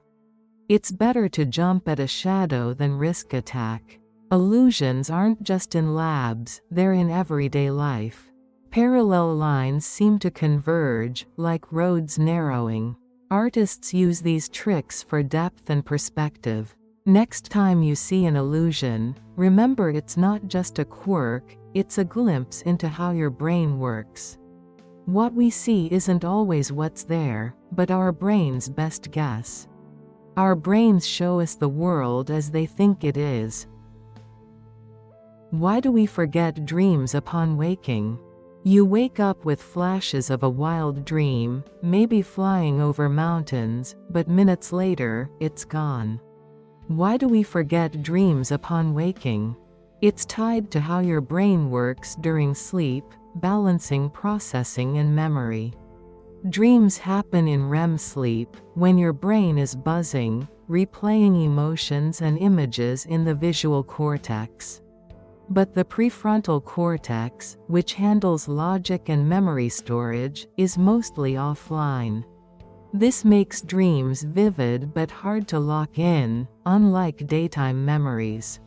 Neurotransmitters like norepinephrine, key for focus and recall, drop low in REM, leaving dream details fuzzy.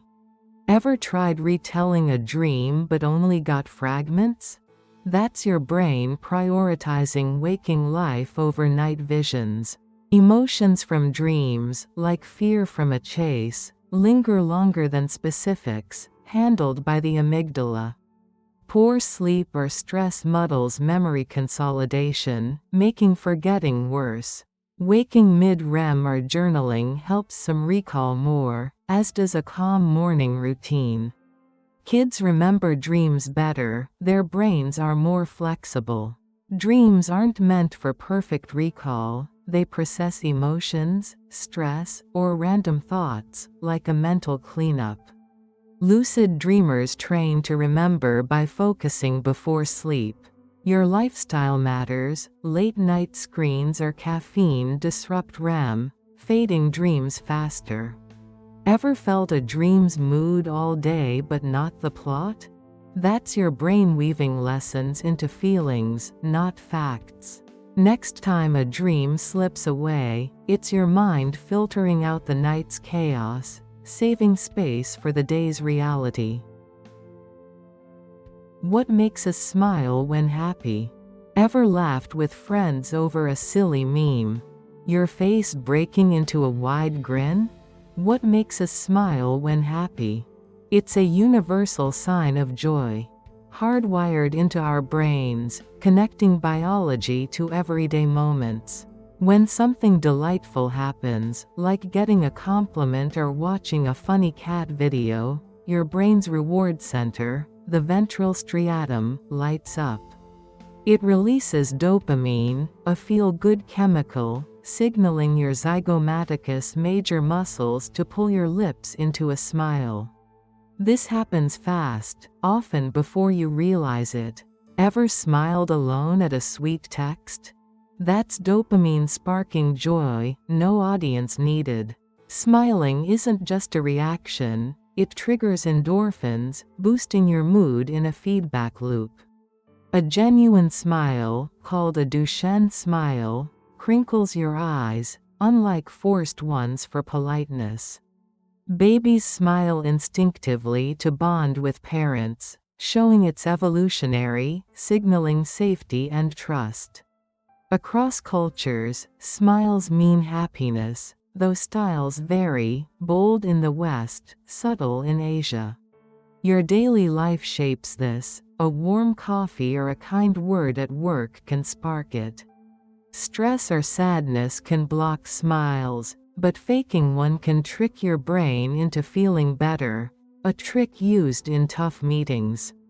Animals like chimps smile too, proving it's primal. Smiling also spreads. Ever grinned because someone else did? That's mirror neurons firing, making joy contagious. In social settings, like a family dinner, smiles strengthen bonds. Next time you beam at a happy moment, it's your brain's clever way of sharing joy, lifting your mood, and connecting you to others in life's small joys. Why do we feel empathy for others? It's at the core of being human.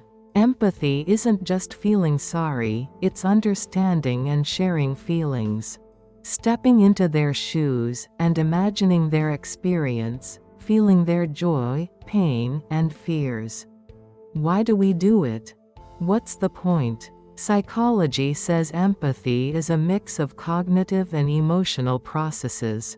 Cognitive empathy is understanding another's mental state, knowing their thoughts and feelings. Emotional empathy is feeling what they feel, experiencing emotions together. Both are crucial for social interactions and relationships. When a friend is upset, you understand why and feel their sadness. That's empathy in action. Research shows empathy links to well-being. Empathetic people have higher positive psychological capital and are happier. Empathy mediates between positive capital and happiness, making you feel better about yourself and others. Cognitive empathy helps us understand perspectives. Emotional empathy shares feelings. Both are vital for social justice and helping others. Emotional empathy often impacts our actions more. We help when we feel their pain. Animals also show empathy. Darwin noted animals experience emotions like joy, sorrow, and fear, similar to humans. Communion with animals is a form of empathy. Sharing feelings is empathy. Empathy comes from Einfühlung, used by R. Vischer in 1873, defined as finding pleasure and beauty within when experiencing art. Empathy connects us deeply and finds beauty in shared experiences, extending across aesthetics, psychology, education, advertising, and medicine, everywhere. Imagine seeing someone struggle, an elderly person crossing the street or a hurt child. Your instinct is to help. This impulse is empathy, seeing their struggle, feeling their pain, wanting to alleviate it.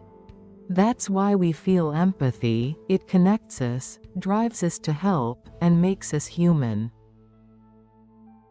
The science of why hair turns gray. Have you ever wondered why our hair turns gray as we age? The science is fascinating, involving factors influencing hair pigmentation. Let's explore the reasons. The main cause is reduced melanin production in hair follicles. Melanin, made by melanocytes, gives hair its color. As we age, melanocytes become less active, fading the color. This is achromotrichia. Recent studies suggest stem cells, which maintain hair color, get trapped due to aging, stopping pigment production and causing gray hair. Genetics also greatly affects when and how fast hair grays. If your family had early graying, you might too. Genes affect melanocyte activity decline, making some prone to early graying. Stress is often linked to gray hair, though the connection is still studied. Stress can disrupt circulation and stimulate adrenaline, constricting hair root vessels and hindering nutrient supply. Some research shows the immune system, activated by stress, interferes with melanin production. Prolonged stress increases free radicals, speeding up aging and potentially causing premature graying. Health and lifestyle also matter. Thyroid issues, anemia, osteopenia, diabetes, and kidney disease can cause gray hair. Vitamin B12 and folate deficiencies can affect hair color. Smoking constricts vessels, increasing gray hair risk. Smokers are 2.5 times likelier to get gray hair. Traditional medicine sees imbalances in qi and blood as major factors. Hair reflects body health, showing qi and blood states. Emotional instability can disrupt the nervous system, impairing melanin secretion and potentially causing gray hair. We can't fully stop graying, but can maintain hair health. Eating black foods like beans and sesame seeds benefits the scalp. Walnuts, rich in linolenic acid, boost hair growth, while seaweed and kelp, with minerals, help keratin formation. Quitting smoking and limiting alcohol are also key. It's a myth that plucking grays makes more grow. Which isn't true, as plucking can harm follicles. Similarly, dyeing doesn't cause grays, but makes them noticeable as dye fades. Understanding this helps us appreciate aging and make smart hair care choices. What causes jet lag? Ever felt totally off after crossing time zones? That's jet lag. Your body's clock, the circadian rhythm, thrown off course. What causes this travel misery? Think of your body as a precise watch. It knows when to release sleep, wake hormones. This clock syncs with your usual day-night cycle. Flying to a different time zone fast forwards or rewinds it. Fly LA to London, leave at noon, arrive 7 a.m., your body thinks it's night. But the world's awake. This mismatch causes jet lag. Your body struggles to adjust, causing unpleasant symptoms. Melatonin, the sleep hormone, is key. Normally, it rises at night, falls in the morning. Travel throws this off, causing sleep issues and daytime drowsiness. Your body misses the memo about the time. Cortisol, the stress hormone, also plays a role. It rises in the morning for alertness. Jet lag makes cortisol erratic, causing anxiety, irritability, and sleep disruption. Dehydration worsens jet lag. Airplane cabins are dry. Drink plenty of water during your flight. Water's your secret weapon. Light exposure regulates your circadian rhythm. Morning light helps adjust to earlier time zones. Evening light to later ones. Get outdoor daylight upon arrival to recalibrate your clock. Symptoms vary, but fatigue, insomnia, concentration issues, digestive problems, irritability, and headaches are common. Eastward travel is tougher than westward. It's harder to advance your clock. Jet lag stems from a mismatch between your inner clock and the outside world. Factors like disrupted melatonin, cortisol, Dehydration and light exposure matter. Minimize jet lag by staying hydrated. Getting sunlight and gradually adjusting your sleep before, after flying. Knowing the cause is the first step to overcoming it. Why does sugar give us energy? It's a common question, isn't it? Let's explain it simply, without confusing scientific terms.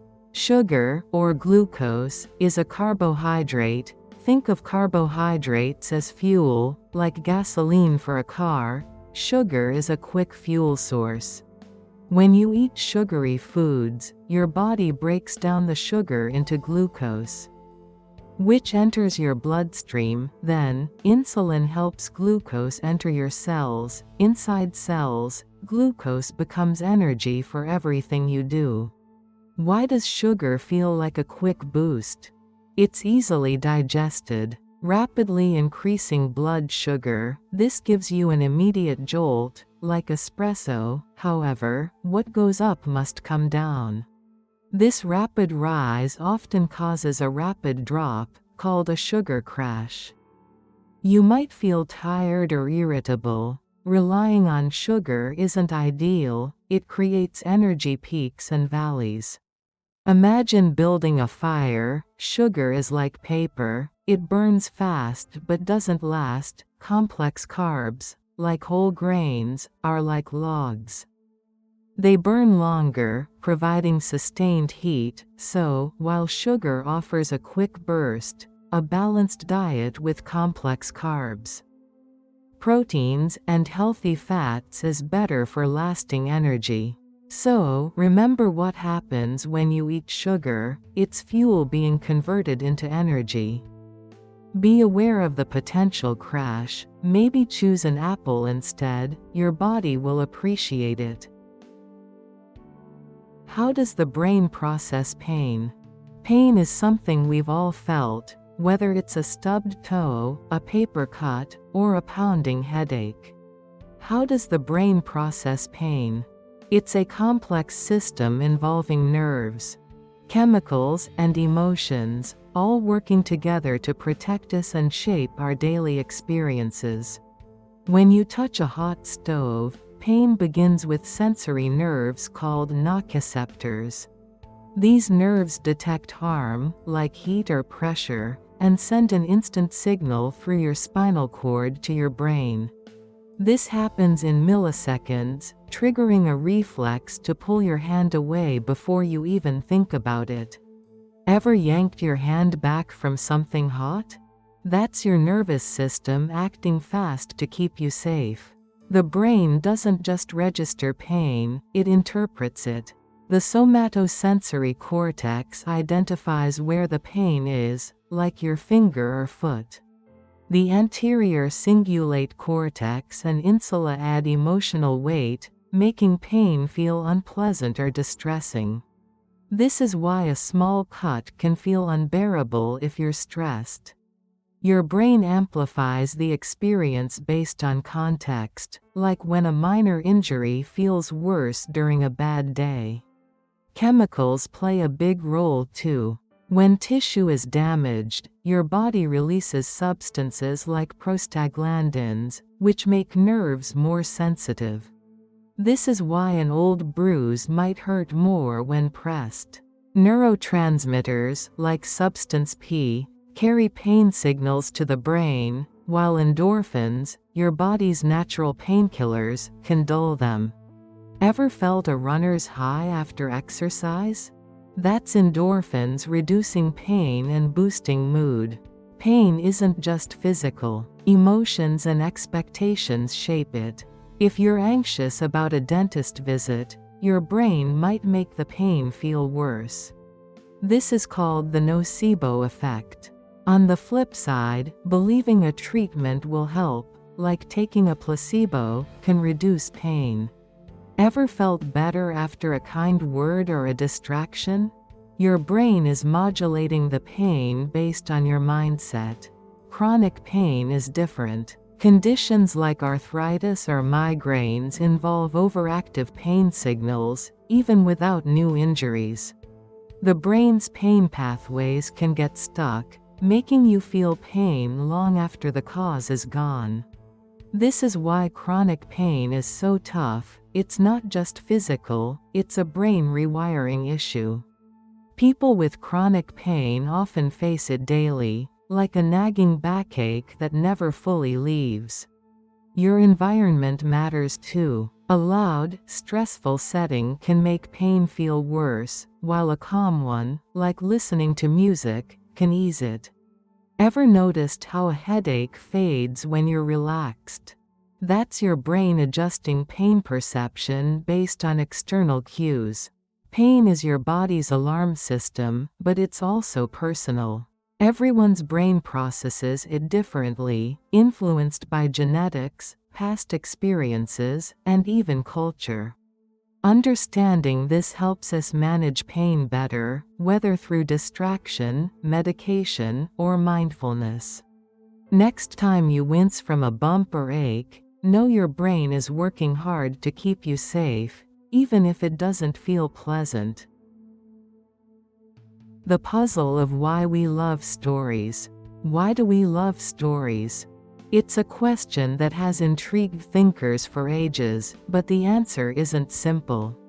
Stories are more than just entertainment, they're how we understand the world. From bedtime tales to movies, stories shape our values and beliefs. What's the magic behind their appeal? One key reason is empathy. Stories let us step into someone else's shoes, experiencing their joys and sorrows. Reading about a character overcoming adversity connects us, highlighting our shared humanity. In cultures where storytelling is ingrained, this is especially true. Take Pride and Prejudice. We connect with Elizabeth Bennet's struggles, even in a different time. This helps us understand others. Stories also help us understand complex ideas. Instead of facts, stories present information in a relatable way, giving abstract ideas a human face. Historical events are often taught through stories. We remember the American Revolution as individuals fighting for freedom, not just dates. This makes history engaging and memorable. Another reason is the ability to escape to different worlds. Whether it's a fantasy realm or a sci-fi adventure, stories let us escape the mundane. This can be therapeutic. The popularity of Harry Potter shows how people are drawn to the magical world, offering wonder. Finally, stories offer community. Sharing stories creates a bond, which is why book clubs are popular. They let us discuss stories, sharing insights. Fans of TV shows gather online to discuss theories, offering belonging in a disconnected world. So, appreciate the power of storytelling. It's more than entertainment, it's part of what makes us human. Why do birds sing in the morning? It's a common question, especially if you're woken up by their chirping. There are fascinating reasons behind this early chorus, particularly in English-speaking countries like the USA, UK, and Australia, where it's very noticeable. One major reason is the quiet. Early morning has less traffic and fewer people, meaning less noise. Bird songs don't have to compete with cars or chatter. They're heard more clearly and travel farther, perfect for communication. The quiet lets their songs stand out, ensuring their messages are received. Birds sing for mating and territory. For male birds, singing attracts mates. They're saying, "Look at me, I'm healthy and have a great territory." Vibrant songs make them attractive to females. It's a vocal display of fitness. Singing also establishes territory. Birds need a safe place for food, nests, and young. They sing to warn off other birds. Their songs are a "keep out" sign, especially during breeding season when competition is high. Energy is another factor. After resting all night, birds have peak energy in the morning. Singing takes energy, so it makes sense when they're rested. It's like a morning workout, starting the day strong. This energy fuels their voices. Hormones also play a role. Like humans, birds have internal clocks influencing behavior. Melatonin, regulating sleep, stimulates singing in the morning. This kickstarts their vocal activity. Scientists believe birds warm up their vocal cords in the morning. Like athletes stretching, birds prepare their muscles for complex songs. This warm-up helps maintain their singing. Lastly, it's about food. Early mornings are hard for finding food because it's dark. Instead of searching, birds sing, conserving energy until light improves. This balances energy and communication. So, next time you hear birds singing, they're communicating about love, territory, and survival. Understanding this gives new appreciation for the avian chorus. They're the world's alarm clock, sharing stories through song. Why does the moon affect tides? It's a question relevant to anyone who's enjoyed a beach day or wondered about fishing times. The moon's gravity is key. Imagine Earth covered in water. The moon pulls on this, creating bulges on opposite sides. The near side bulge is from the moon's pull, while the far side bulge is due to inertia. As Earth rotates, places pass through these bulges. Entering a bulge means high tide, exiting means low tide. This repeats twice daily, giving 2 high and low tides. The sun also affects tides, though less so, when the sun, earth, and moon align during new or full moons. Their gravity combines, creating spring tides with the largest high-low differences, when the sun and moon are at right angles. Neap tides occur, with smaller differences. Tides impact daily life. Fishermen plan trips around high tide. Coastal communities use tide charts. Surfers seek waves influenced by tides. Tidal power plants even use tidal energy. The tidal range varies globally. Canada's Bay of Fundy has a 16-meter range. In contrast, some areas see minimal change. Tides shape marine ecosystems. The intertidal zone between high and low tide is dynamic. Organisms adapt to submersion and exposure, creating resilient ecosystems vital for many species. Interestingly, the moon drifts from Earth by 3.8 centimeters yearly, over time. This will reduce tidal strength. Long ago, closer proximity meant more dramatic tides. So, remember the moon at the beach. It shapes coastlines and influences our lives. From fishing to surfing to energy, moon-governed tides are integral. What makes us addicted to social media? Why are we so hooked on social media? It's a question many of us ponder. Let's explore the science and psychology behind this, making it relatable. Social media platforms are designed to be addictive. Every like, comment, and share triggers dopamine in your brain. This chemical is released when you experience pleasure. So, your brain associates social media with positive feelings, making you want more. Research estimates millions are addicted to apps like X, Instagram, and TikTok. Around 69% of Americans have active social media accounts. Globally, about 210 million struggle with addiction. There's also FOMO, or fear of missing out. Social media keeps us updated. If you're not online, you might feel like you're missing out. This leads to anxiety. Harvard research shows revealing yourself online activates the same brain areas as addictive substances, which raises dopamine. Frequent use has been linked to loneliness. We compare ourselves to others online. Filtered images lead to feelings of inadequacy. This is true for teens. Studies show 82% of Gen Z feel addicted. Teens spend 7 hours daily on screens. The impact isn't just mental, it affects physical health. Too much time online disrupts sleep, worsening mental health. It also hurts academic performance. A study shows those visiting sites 58 times a week are 3 times more likely to feel isolated. What can you do? Many try to reduce use. Digital detox trends rise. App downloads surge. Cities take action. New York sued social media companies. It's about balance. Recognize the addictive nature. Set limits. Engage in real-life activities. Focus on genuine connections offline. Being mindful helps you regain control.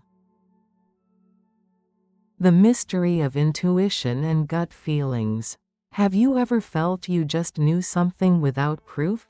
That's intuition. A gut feeling guiding you to surprisingly accurate choices. Science is now exploring its secrets.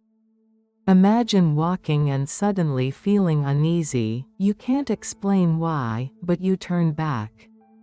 Avoiding unseen danger. That's intuition. Your brain processes hidden info below awareness. Scientists say our brains absorb data, like body language and tone. Our subconscious uses this to predict outcomes. That gut feeling is your brain saying, "I've seen this, it went wrong," or "This feels right from experience." Instinct is hardwired. Innate behaviors like a baby's suckling or our fight or flight response, it's survival. Immediate reaction without thought. Touch a hot stove, you react before pain. That's instinct. Intuition builds on instinct, adding learned experiences. Instinct is the base, intuition the house built on it. A firefighter's intuition about collapse isn't a guess, it's experience plus understanding structure. Daily, intuition helps decisions, jobs, trust, routes. Sometimes, that inner voice knows better than logic, but intuition isn't always right. Biases and incomplete data affect it. Balance intuition with thinking. To boost intuition, heed gut feelings, reflect when it was right or wrong. Practice improves recognition, expose yourself to new things. More data makes better intuitions. Intuition is a powerful tool for decisions. Understanding its science helps us use it with reason. Next hunch. Listen, it might be right. How come we can multitask, or can we? Can we really multitask, like texting while watching TV? Studies say no. Our brains don't truly multitask, they rapidly switch focus. This lowers efficiency and boosts errors. It's like juggling too much. Stanford found frequent multitaskers struggle to filter irrelevant info. Imagine reading with loud music. That's how their brains feel. Research shows multitasking changes brain structure. Sussex found lower gray matter density in a key brain region, potentially altering brain wiring. Interruptions kill focus. It takes 23 minutes to regain it.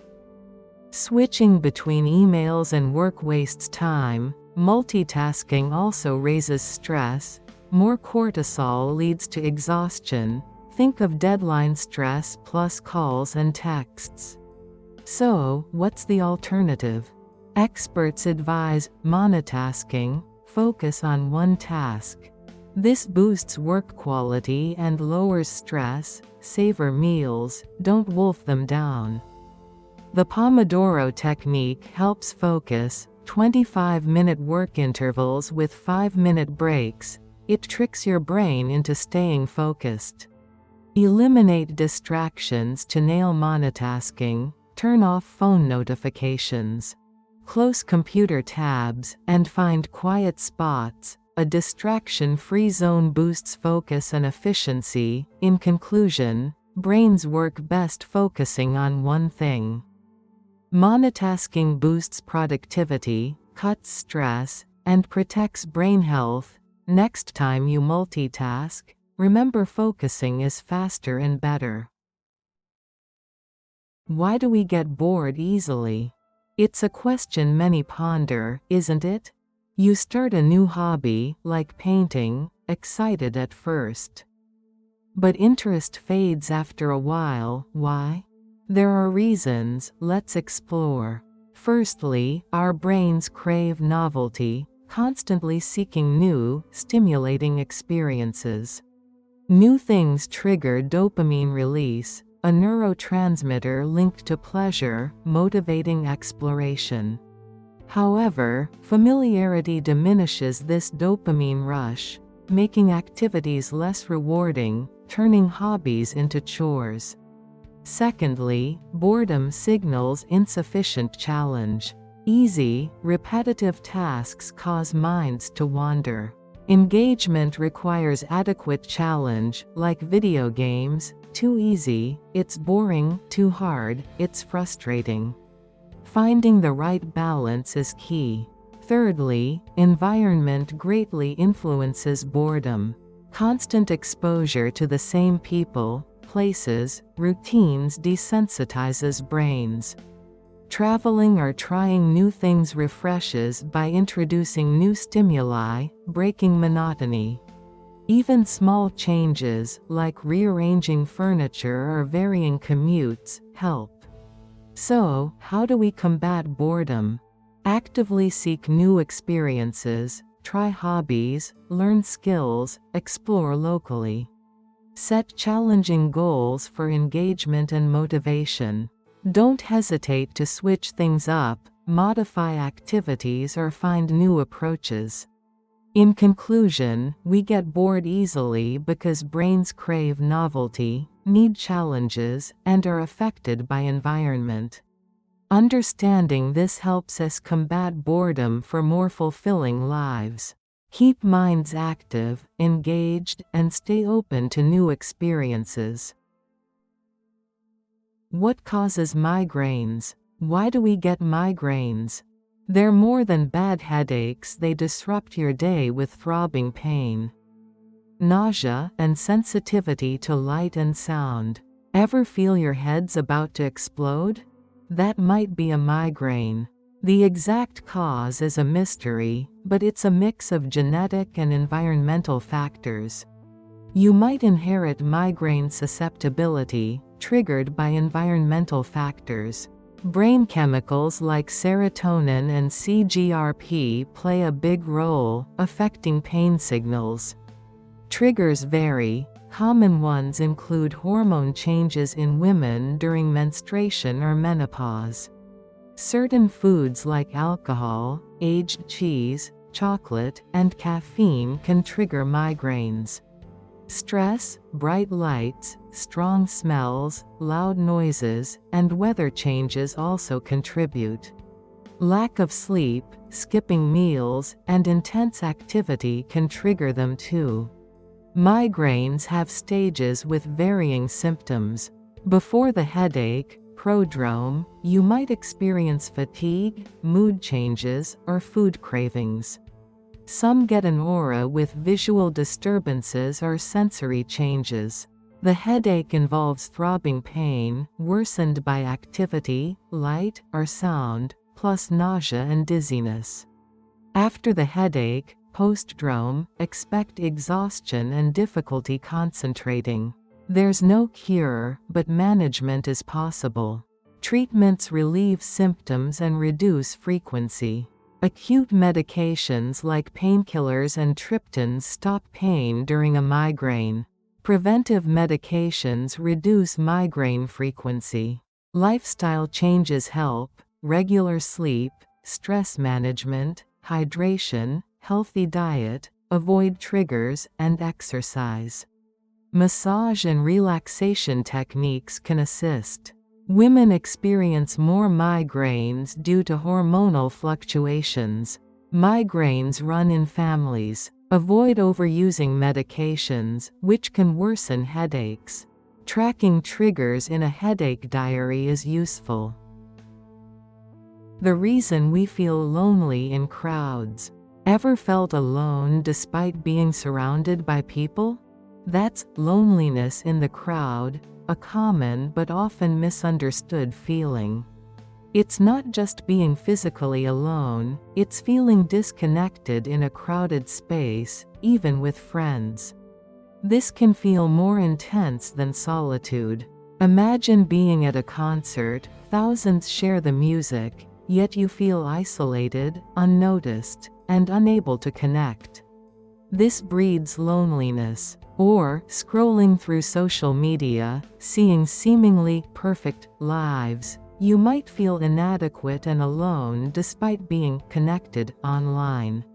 Studies link loneliness in the crowd to health problems like heart issues and dementia. Lack of social connection is reportedly as harmful as smoking 15 cigarettes daily. So, why does this happen? It often stems from the gap between expectations and reality. Expecting to make friends at a party but ending up ignored amplifies loneliness.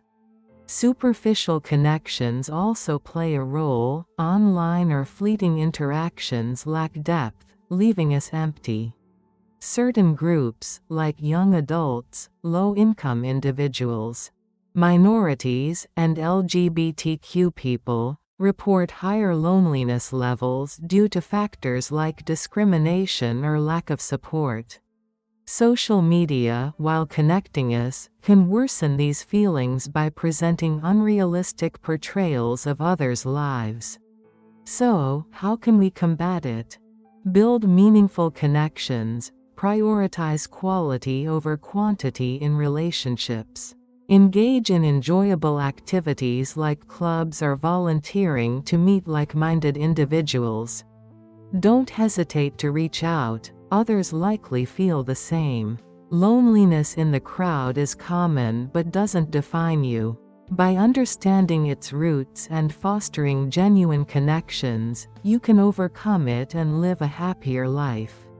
Seek real-world interactions, put down your phone to engage, and be kind to yourself. Remember, everyone feels lonely sometimes, and asking for help is okay. Strong social bonds are key to well-being. Why does meditation calm the mind? Ever wonder why meditation calms the mind? It's not magic. It's science. Meditation is a brain reset button, like closing a busy street to quiet everything. A key player is the amygdala, which processes emotions like fear. Meditation shrinks it, meaning less stress reactivity. Cool, huh? Meditation boosts the connection between the amygdala and prefrontal cortex, your decision center. This gives you emotional control. Allowing thoughtful responses to stress, it's like having a calmer you at the helm. Mindfulness is also important. Meditation makes you aware of thoughts without judgment. You observe worries without getting carried away. Creating space to choose your response. Cortisol, the stress hormone, spikes when stressed. Meditation lowers cortisol, reducing stress symptoms. Lower cortisol means better sleep, mood, and immunity, a win-win. How does meditation do this? It's about focus. Focusing on breath strengthens concentration pathways. The more you practice, the better you stay present, even when life is tough. Meditation also increases alpha and theta brainwaves, linked to relaxation. Your brain shifts from busy beta waves to peaceful frequencies. Real-life benefits? Imagine traffic normally, you'd fume. With meditation, you might breathe deeply, observe frustration, and accept the situation. It's about changing your reaction, not the traffic. Or a big presentation instead of anxiety, use meditation to calm nerves, focus, and present confidently. It's a secret weapon against stress. Meditation isn't just for monks, it's for anyone seeking peace. No special gear needed, just quiet time. Apps and resources can help you start. So, why does meditation calm the mind? It shrinks the amygdala, strengthens your prefrontal cortex, lowers cortisol, increases brainwaves, and cultivates mindfulness. It's a holistic approach to mental well-being. How does language shape our thoughts? It's a question that has fascinated many. The answer is complex. A key idea is the Sapir-Whorf hypothesis. It suggests language affects our worldview. Simply, the language you use influences how you see the world. Some languages have precise color terms, others don't. Does this change color perception? Research suggests it might. Consider how languages describe events. English focuses on who did what, like, John broke the vase. Others emphasize the event itself, the vase broke. This affects memory. English speakers recall who was responsible, others focus on the incident. Time is another example. We see it as a line, future ahead, past behind. Some languages differ. Aymara speakers see the future behind, the past in front. This affects how they plan. Language also includes cultural values. English-speaking cultures value individualism, shown in phrases like, "It's up to you." They reinforce personal control. Some argue language's impact is overstated. People learn languages and adapt. The brain understands concepts not in their language. So, language shapes thoughts, but doesn't determine them. Learning a language means understanding a culture and worldview. Learning Spanish isn't just saying, hello. It's gaining insight into Spanish culture. This enriches life. Language and thought are interconnected. Language influences thinking, and thinking shapes language. It's a loop reflecting human experience. The secret behind why we age. It's a complex question. The answer involves many factors working together. DNA damage is key. Our DNA faces constant attacks from things like UV rays, leading to cell issues and aging. Think of it as a car engine wearing down. Telomeres matter too. They protect the ends of our chromosomes and shorten with cell divisions. Too short, and cells can't divide, aging happens. It's like a fuse burning out. Epigenetic changes also affect aging. These changes alter gene activity without changing the DNA itself, disrupting cell functions, like changing settings on a machine. Chronic inflammation is a problem. Our bodies get more inflamed as we age, damaging tissues and causing diseases. Imagine a slow fire causing damage. Cell communication is vital. It declines with age, leading to tissue problems. Like a distorted message in a game of telephone. The gut microbiome plays a role. Imbalance can cause inflammation and aging issues, a healthy garden versus an unhealthy one. Senescent cells accumulate, releasing harmful substances and causing inflammation, like zombies harming living cells. Mitochondria become less efficient, reducing energy and increasing stress, like an old battery. External factors like diet and stress also matter, affecting how we age, like the weather. Social factors such as inequality can impact aging by causing stress, like an uneven playing field. Political factors like instability can hurt health and speed up aging.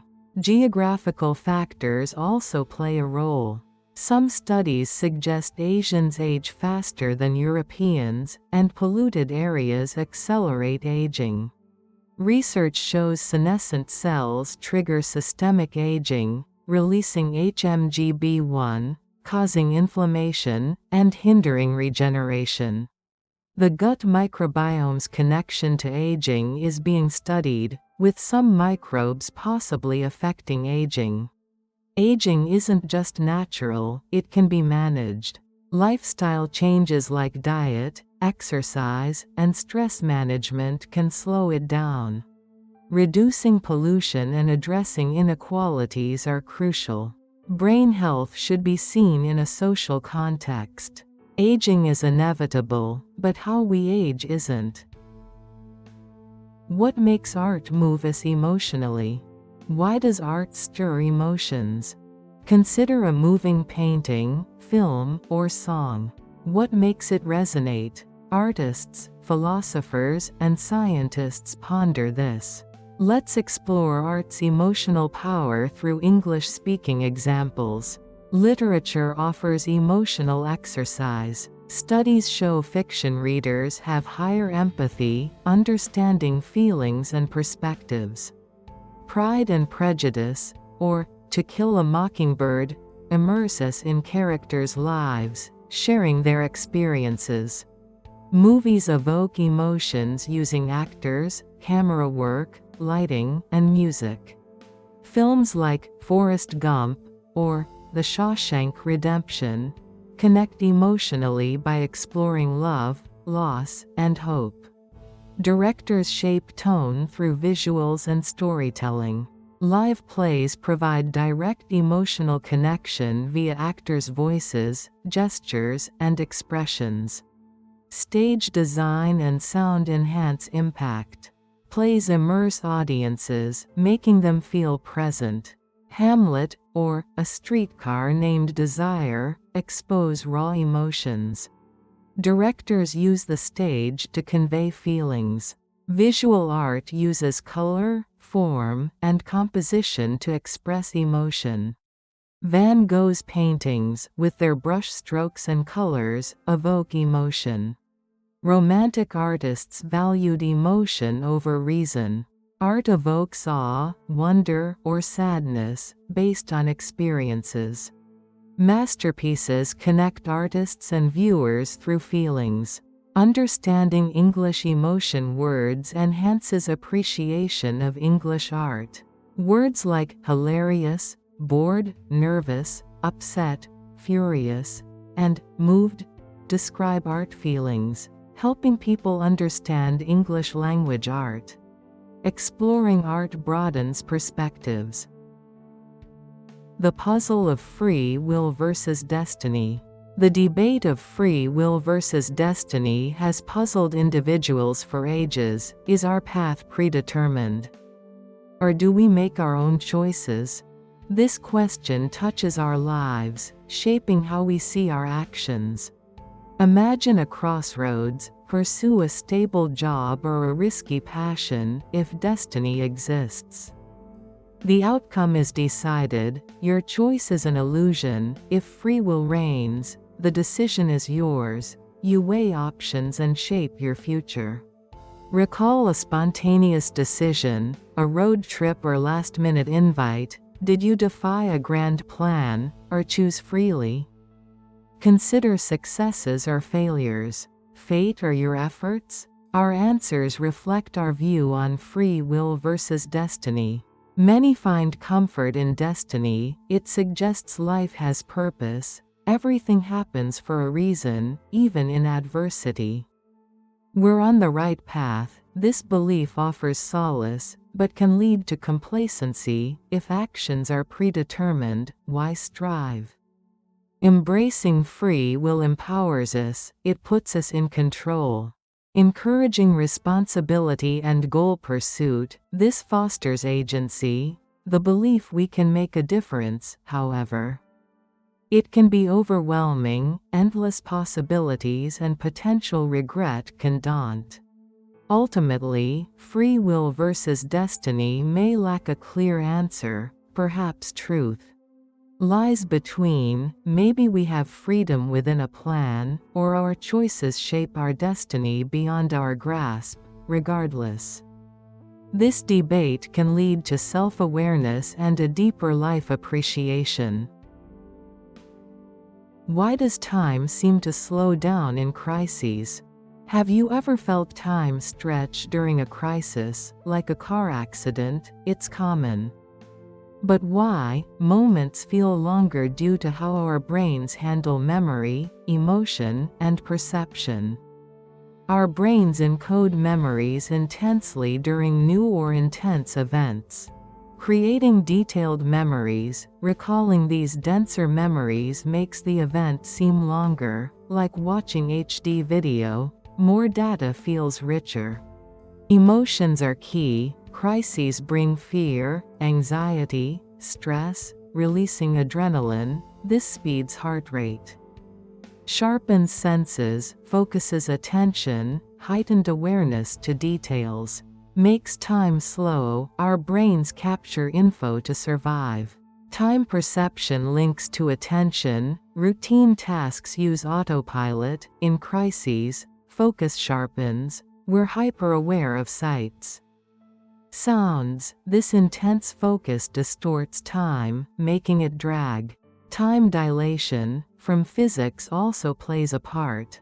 Though noticeable at high speeds, even daily motion affects time. In crises, heightened motion, like avoiding danger, subtly distorts time. Next time stress slows time. Remember, it's not just you, it's memory encoding, emotional arousal, focused attention, and physics. Our brains protect us, making sense of things. Though unsettling, this can help us react and decide quickly. How come memories fade over time? Have you ever wondered why memories fade? It's common, and there's interesting science behind it. Let's explore. Some memories are vivid, lasting years, while others vanish quickly. This relates to how our brains process information. Attention is key. When focused, your brain creates strong memories. Think of engrossing conversations. Those memories last longer.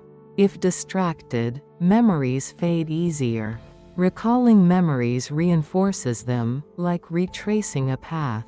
Reminiscing with friends helps keep memories alive. But why do memories fade even when we try to hold on? Our brains constantly change, called neuroplasticity. Connections between neurons weaken over time, like an old cable fraying. New memories interfere with old ones. Imagine your brain as a filing cabinet. Adding new files makes finding old ones harder. This is why childhood details fade, especially as we age. Stress and sleep impact memory. Stress hormones interfere with memory. Sleep consolidates memories, transferring them to long-term storage. Lack of sleep hinders memory. So, how to keep memories from fading? Actively engage with them, write them down or share them. This strengthens neural connections. Use mnemonics, creating associations to remember. Rhymes or acronyms can help. These techniques ease encoding and retrieval. Take care of physical and mental health, sleep, manage stress, and eat healthily to improve memory. Exercise increases blood flow and neuron growth. In short, memories fade due to attention, recall, neuroplasticity, interference, stress, and sleep, but by engaging with memories, using techniques, and staying healthy, you can keep them alive. The mystery of consciousness. The mystery of consciousness, what is it? It's puzzled thinkers for centuries, elusive and ever-changing, yet linked to our daily lives. Imagine driving home, on autopilot, thinking about dinner, your to-do list, or a conversation, your hands on the wheel, eyes on the road. But where is your consciousness? Engaged in driving, or wandering? Consciousness is being aware, not just of surroundings, but of thoughts and feelings. Scientists describe consciousness as having levels: basic awareness, like knowing you're awake; self-awareness, understanding you're an individual; and meta-awareness, thinking about your thoughts. Catching yourself daydreaming is meta-awareness, aware your mind wandered. One mystery is how consciousness arises from the brain. How do neurons firing create the subjective experience of you? This is the hard problem of consciousness. Neuroscientists point to brain regions active when conscious, like the prefrontal cortex, involved in decision-making, but can't fully explain qualia, the subjective qualities of experience. Qualia are things like the redness of red, the taste of chocolate, or happiness, personal experiences hard to describe to someone who hasn't experienced them. Can you explain blue to someone who's only seen black and white? That's qualia's challenge. Some philosophers argue consciousness is fundamental, like space or time, and can't be reduced to physical processes. Others believe we haven't studied it right. Consciousness ties into moral considerations. Do animals have consciousness? If so, how does that change our responsibility? What about AI? If a computer is conscious, would it have rights? These aren't abstract questions, they have real implications. In our lives, consciousness plays a role in decisions, relationships, how we perceive the world, interact with others, and understand ourselves. It's the lens through which we experience life. So, next time you're lost in thought, appreciate the mystery of consciousness, a puzzle we're solving, but what makes us human? Why do we seek meaning in life? It's a question that has plagued humanity for centuries, isn't it? Why not just eat, sleep, and enjoy? Turns out, there's a good reason we're wired to seek something deeper. Meaning provides purpose. When you contribute to something bigger than yourself, like raising a family or volunteering, you feel fulfilled. That feeling is a motivator, driving you to tackle challenges. Meaning helps us cope with adversity. Life throws curveballs. We face setbacks and disappointments. With a strong sense of meaning, we weather storms better. We find strength in our values and relationships. A bigger picture helps us keep moving forward. It also impacts our health. Studies show people with purpose are happier, healthier, and live longer. Meaning buffers stress and anxiety, giving us a reason to care for ourselves. Meaning isn't found, it's created. Align your actions with your values. Identify what matters and pursue it with passion. It could be art, helping others, or exploring. Find what resonates deeply. How do you find meaning? Ask tough questions. What are you good at? What do you enjoy? What problems do you want to solve? Explore avenues, try new things, and don't fear failure. Meaning emerges unexpectedly. Meaning isn't a destination, it's a journey. It evolves as you grow. What gives you purpose today might not tomorrow. Embrace fluidity and keep searching, growing, and contributing. The search for meaning makes us human. It separates us from animals, driving innovation and creativity. Embrace the quest, dive into your values, and create a life that's enjoyable and meaningful. What causes paradoxes in logic? Why do paradoxes arise in logic? Paradoxes are statements that seem contradictory, but might hold some truth or expose flaws in reasoning. They often appear in situations that don't make sense, no matter how you look at them.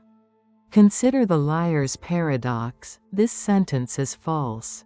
If true, it's false. If false, it's true. This is self-reference leading to logical chaos. Russell's paradox involves a barber in Seville who shaves all men who do not shave themselves. Who shaves the barber? This highlights issues in set theory. The omnipotence paradox asks, can an all-powerful being create a stone so heavy they cannot lift it? If yes, they aren't all-powerful. If no, they also aren't all-powerful. This questions the limits of omnipotence. The Sorites paradox asks when a pile of sand stops being a pile if you remove grains one by one. It deals with vague predicates and gradual change. Zeno's arrow paradox states that an arrow in flight is always at rest because at any instant, it occupies a space equal to itself. If it's not moving at any instant, how can it be in motion? This challenges our understanding of motion and time. The twin paradox arises from relativity. A twin traveling in space returns younger than the one on Earth, highlighting the relativity of time and motion. Paradoxes aren't just brain teasers, they appear in everyday life. The friendship paradox notes your friends have more friends than you do, due to social people being more likely to be your friends. The lottery paradox questions rational belief. Believing a specific ticket won't win is rational, but believing no ticket will win isn't, as someone has to win. The hedonism paradox suggests focusing solely on pleasure makes it harder to achieve, as true happiness comes from pursuing meaningful goals. Paradoxes invite deeper thinking about the world, challenging assumptions and pushing knowledge boundaries, leading to new insights. The reason behind human curiosity. Why are humans so curious? Ever wonder? It's more than being nosy, there's a reason. Let's explore. Curiosity's fundamental to human nature, from the start. Ancestors were curious about surroundings, needing to know safe foods, shelter, danger avoidance. This helped survival and evolution. It's in our DNA. It's not just survival, curiosity drives innovation. If no curiosity existed, we'd live in caves. Curiosity makes us question, explore, invent. Without it, science, technology, art wouldn't exist. You might wonder what happens in our brains when curious. Scientists link curiosity to dopamine release, a neurotransmitter tied to pleasure and reward. Learning something new gives a dopamine rush, motivating learning. Curiosity's a reward system encouraging exploration. It's not always positive. The saying, "Curiosity killed the cat," exists. Desire to know can cause trouble. For instance, we pry, take risks, obsess over harmful things. Balancing curiosity with caution is vital. Overall, curiosity's a powerful force shaping human history. Driving us forward, it makes us human, unique, life interesting. Embrace curiosity, question, explore, never stop learning. Why does reality feel subjective? It's a question philosophers and psychologists have pondered, and the answer is fascinating. Think about it. You and a friend watch the same movie. One loves it, the other hates it. Why? The movie is the same for both, but your experiences differ. This stems from how our brains process information. Our brains don't record reality like cameras. They actively construct it based on past experiences, beliefs, and emotions. That's where subjectivity comes in. Imagine seeing someone you know. Your brain pulls up information about them, past interactions, feelings, and uses it to shape your perception. Positive memories lead to smiles, negative ones, avoidance. The reality of seeing someone is filtered. Our senses also play a role. What we see, hear, taste, smell, and touch are interpreted by our brains. These interpretations aren't always accurate. Optical illusions show how easily our vision is tricked. What we think we see isn't necessarily there. Our emotional state alters our perception too. When happy, the world seems brighter; when sad, duller. This shifts how we perceive our surroundings. Stress and anxiety distort perception, hyper-focusing on threats and reducing focus on positives. Culture and society influence our subjective reality. Values, beliefs, and norms shape our world interpretation. Polite in one culture might offend in another. Beauty differs across societies. These differences highlight reality's fluid construct. So, what does this mean? Reality, as we experience it, is personal and subjective.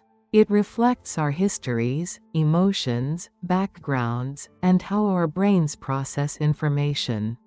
While an objective reality exists, our access is filtered. Understanding this subjectivity helps us empathize, recognizing different world experiences. It helps us be aware of biases, make informed decisions, and build relationships. Why does reality feel subjective? Because it is. It's a mosaic of facts and interpretations, a story co-authored by the world and our minds. How does perception alter truth? Perception shapes our understanding, yet it's deeply personal. Like wearing unique glasses, imagine witnessing a car accident, you recall a speeding blue car. While a friend remembers a red car running a light, both are valid from your perspectives.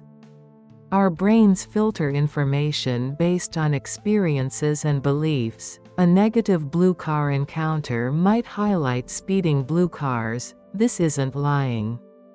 But selective brain focus altering event perception, optical illusions trick our brains. The Muller-Lyer illusion distorts line lengths, showing how easily visual perception manipulates, leading to false beliefs.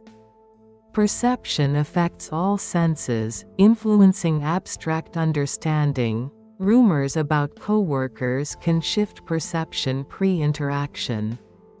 The rumor acts as a filter, shaping action interpretations. In relationships, perception differences cause misunderstandings. Playful teasing to one may be hurtful criticism to another. Remember, everyone's reality is uniquely shaped.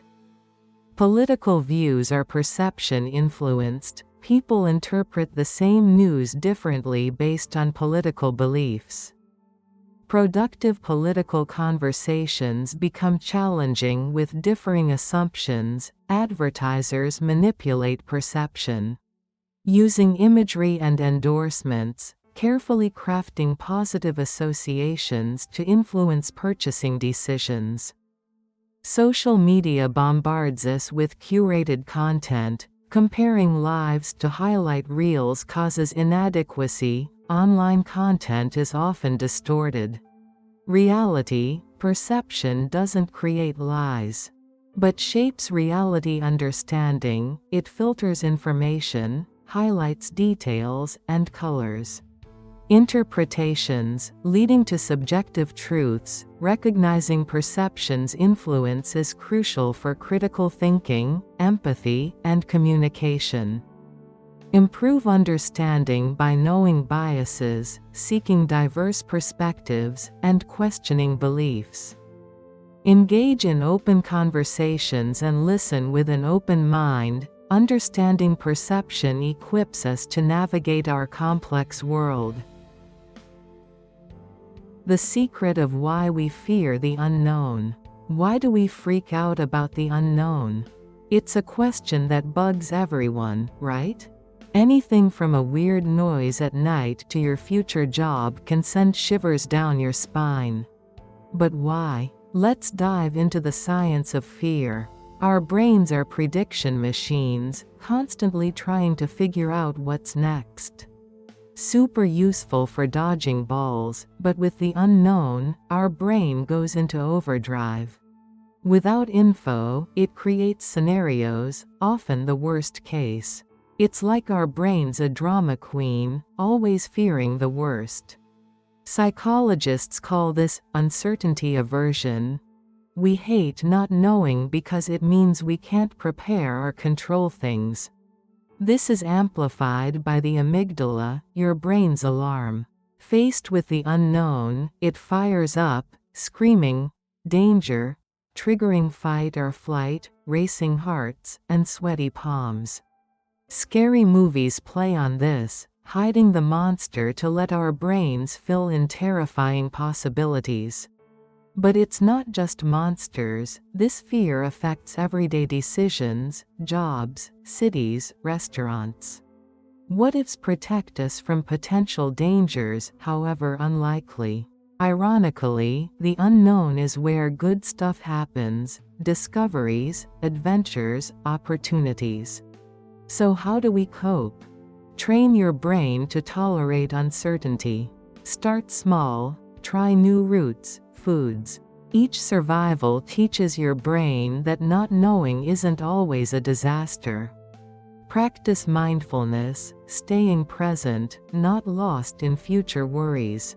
When fear creeps in, breathe and remember you're okay now. Understanding why we fear the unknown helps us manage it, even embrace it. Life's greatest adventures start in the darkness. Next time anxiety hits, thank your brain for trying to protect you, breathe, and explore. What's the worst that could happen? This fear's not new. Cultures worldwide have wrestled with it in literature and film. Classic horror and sci-fi play on our deepest fears about what's out there. Why? Because it resonates the primal fear of the unknown.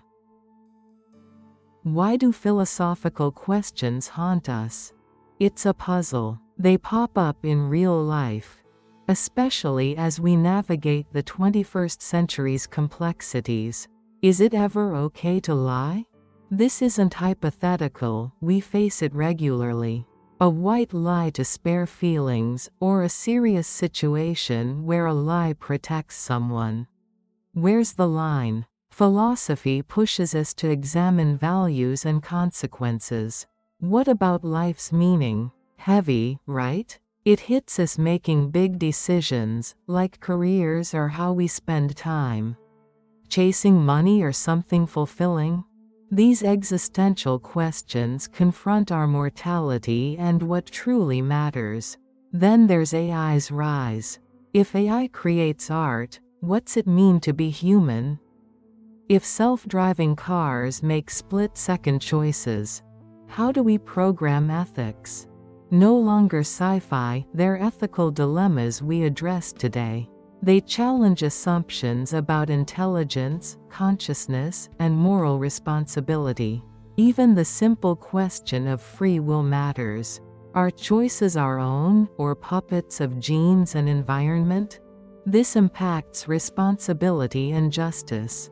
If someone commits a crime, are they fully to blame or are there other factors? Philosophical questions haunt us because they're not easily answered. They force critical thinking, challenging assumptions, and grappling with uncertainty. They remind us life is complex and big questions have no simple solutions. Engaging with these questions develops a deeper understanding of ourselves, our values, and the world. What makes us question existence? Why do we question existence? It's a question that has plagued people for ages. What sparks this dive into meaning? Awareness of mortality is key. Recognizing our finite time leads us to ponder our purpose. This manifests in career choices. Is our path fulfilling, or just paying bills? Relationships matter too. Are connections genuine, or just routine? Existential questions in English-speaking countries show this search. Movies like The Matrix and Toy Story explore identity, freedom, and authenticity, prompting reflection. Literature, like Hamlet's To Be or Not to Be, confronts crisis. Music, especially rock, resists conformity, questioning norms. Social issues add to this. We consider government's role, a just society, and environmental responsibility. These are real dilemmas forcing us to confront values. Consumption also matters. Do we need this, or is it a manufactured desire? This self-reflection can be uncomfortable, causing anxiety. Through discomfort, we define values and create meaning. Many existentialists, like Kierkegaard, Nietzsche, Sartre, and Camus, asked similar questions. So, if you question existence, you're not alone. It's human, and through it, we understand ourselves and our place. Why does happiness feel fleeting? It's a common question. Life's ups and downs often make us wonder why joyful moments disappear so quickly. Let's explore why happiness can feel temporary, using psychological insights and real-world examples. Adaptation is key. We're highly adaptable. Good things bring initial happiness. But we adjust. This is the hedonic treadmill, where we seek new pleasures to stay happy. Think of a new phone. Excitement fades as it becomes routine. Happiness diminishes as you adapt. We also focus on goals. We think achieving goals brings lasting happiness, like promotions or relationships. These give temporary boosts. But satisfaction is short-lived. We chase the next goal, never truly content. It's like climbing a ladder that never ends. Our brains prioritize negative experiences. This negativity bias, vital for survival, makes it hard to hold on to happiness. One bad comment outweighs many good ones, showing joy's fleeting nature. Social comparison matters. Social media makes us compare ourselves to others. Seeing perfect lives causes dissatisfaction. Even doing well, we feel inadequate. It's easy to think everyone else is happier, lessening our joy. Mindfulness and gratitude can combat fleeting happiness. Focusing on the present and appreciating what we have helps us savor life. Instead of chasing goals or comparing ourselves, gratitude finds happiness in daily life. Keep a gratitude journal or reflect on what you're thankful for. Understanding why happiness is fleeting helps manage expectations and appreciate joy. It's not constant bliss. But finding contentment in life's ups and downs. Happiness is a journey, not a destination. Mindfulness and gratitude maximize every moment. How come emotions override logic? Ever wondered why emotions overpower logic? Snapping at loved ones or impulsive buys, it's human. The brain's limbic system, especially the amygdala, is the emotional center. It detects threats fast, triggering reactions before we think, a survival trait from when ancestors faced dangers. No time for pros and cons then, just instinct. In modern life, this system misfires. A stressful email feels life-threatening. The prefrontal cortex, for rational thought, is slower. The amygdala alarms, overwhelming reason, neurotransmitters matter. Fear floods us with adrenaline, impairing clear thinking. It's like solving math while on a roller coaster. Past experiences shape emotions. A bad dog encounter as a child makes you fearful. Even if dogs are friendly, these memories trigger easily, bypassing reason. Stress and sleep deprivation worsen emotional dominance. A tired prefrontal cortex yields to impulses. Irritability rises, so mind and body care is key to balance emotions. How to regain control. Practice mindfulness. Notice thoughts without judgment, creating space for reason. Deep breaths calm the amygdala. Activating the prefrontal cortex. Reframe situations. Is the response proportionate? Are past stressors inflating the reaction? Challenge. Emotional interpretations for balance. Taking a break offers clarity. Understanding emotions and logic is vital. Emotions mislead, but offer insights. Managing emotions harnesses their power without overriding reason. Maintain emotional balance. The mystery of the mind-body connection. The mind-body connection is a captivating mystery. Recent studies highlight their deep intertwining and impact on well-being. Let's explore this together. Stress, a common woe, severely affects our bodies, triggering fight or flight responses. Chronic stress elevates heart rate and blood pressure, leading to inflammation and immune weakness, even impacting teeth, skin, and hair. Practices like mindfulness and meditation offer solace, calming minds, reducing anxiety and depression. They also lower blood pressure and strengthen immunity. Consider it a reset for mind and body. Ever heard of the brain-gut axis? It suggests constant brain-gut communication. What affects the gut impacts the brain, vice versa. Gut bacteria changes can influence mood. Even conditions like anxiety and autism, it's like they're always texting. Psychosomatic medicine studies how psychological, behavioral, and social factors affect health. Beyond physical symptoms, it explores how mind and emotions shape well-being. Personality and lifestyle influence illness. Experiences, body and mind interact constantly. Social, psychological stress can trigger, worsen diabetes, hypertension, migraines. Even immunity can influence behavior via the brain, a two-way street indeed. Exercise balances mind and body, activating relaxation responses and relieving stress. Feeling low?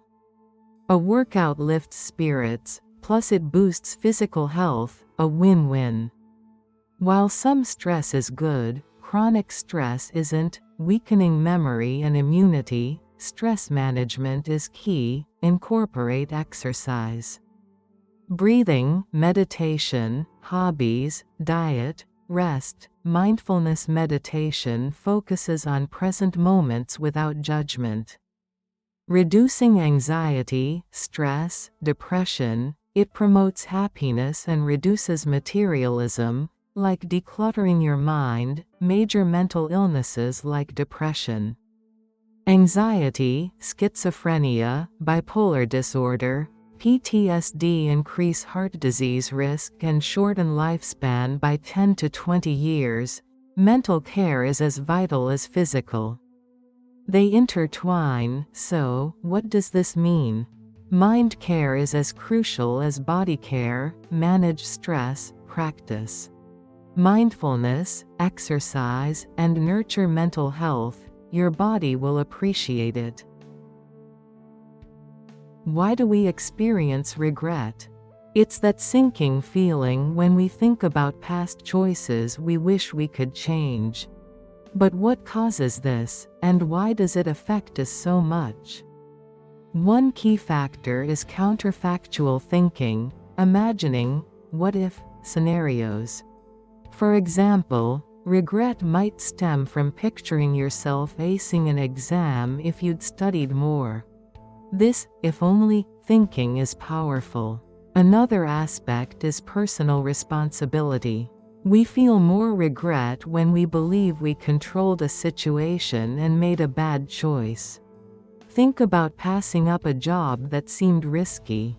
If that company becomes successful, regret intensifies because you feel you made the wrong decision.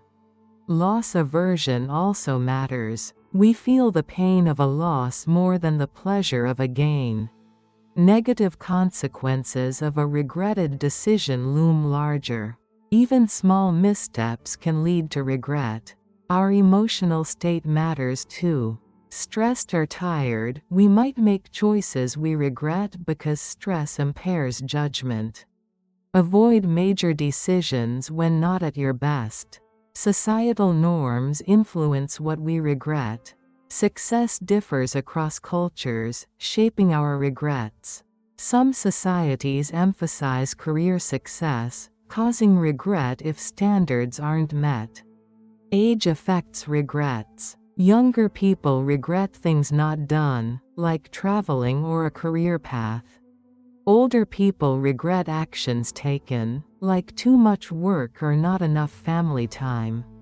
These reflect changing priorities. So, how to manage regret? Accept mistakes happen. Learn from experiences. Ask what to do differently next time. Turning regret into learning helps you grow.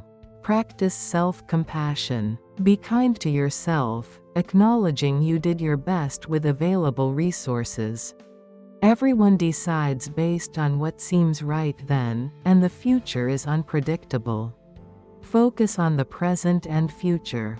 Reflect on the past, but don't let regret consume you. Channel energy into positive choices now and set future goals. By focusing on control, you reduce regret's power. Why does beauty lie in the eye of the beholder? It's a complex question intertwined with culture, experiences, and biology. Let's explore. Culture profoundly shapes beauty standards. What one society finds attractive, another may not. Fuller figures might be prized in some cultures, while others idealize slimness.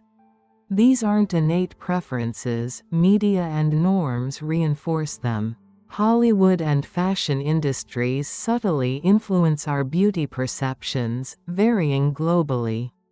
Personal experiences also matter. Our brains link features to positive or negative experiences. Someone with positive associations with blue eyes might find them more attractive. Childhood exposure to certain faces can shape later preferences. You might be drawn to people resembling loved ones.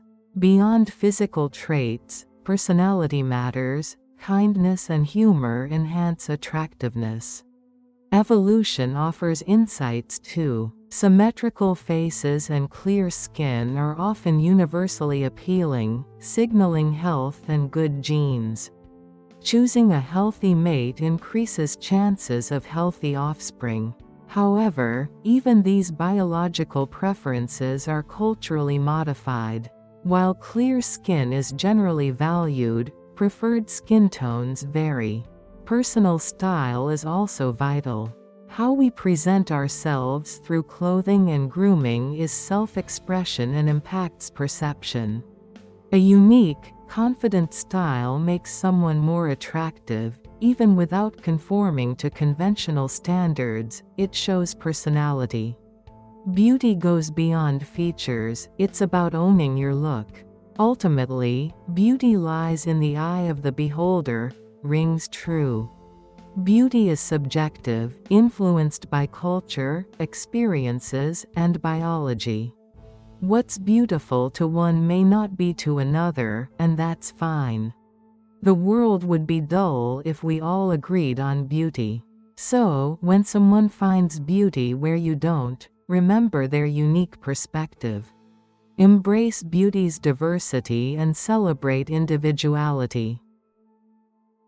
How does culture shape our beliefs? Culture shapes our beliefs, influencing what we consider right or wrong. Acceptable or unacceptable, even possible or impossible, families, friends, and media expose us to cultural norms that seep into our subconscious. For example, direct eye contact is respectful in some cultures, rude in others. These differences shape our expectations. Food preferences are also culturally influenced. What you consider delicious reflects your cultural background. Spicy food is a staple in some cultures, milder flavors in others. These preferences reflect ingrained beliefs about a good meal. Our food beliefs can affect our health, as we eat what we're accustomed to.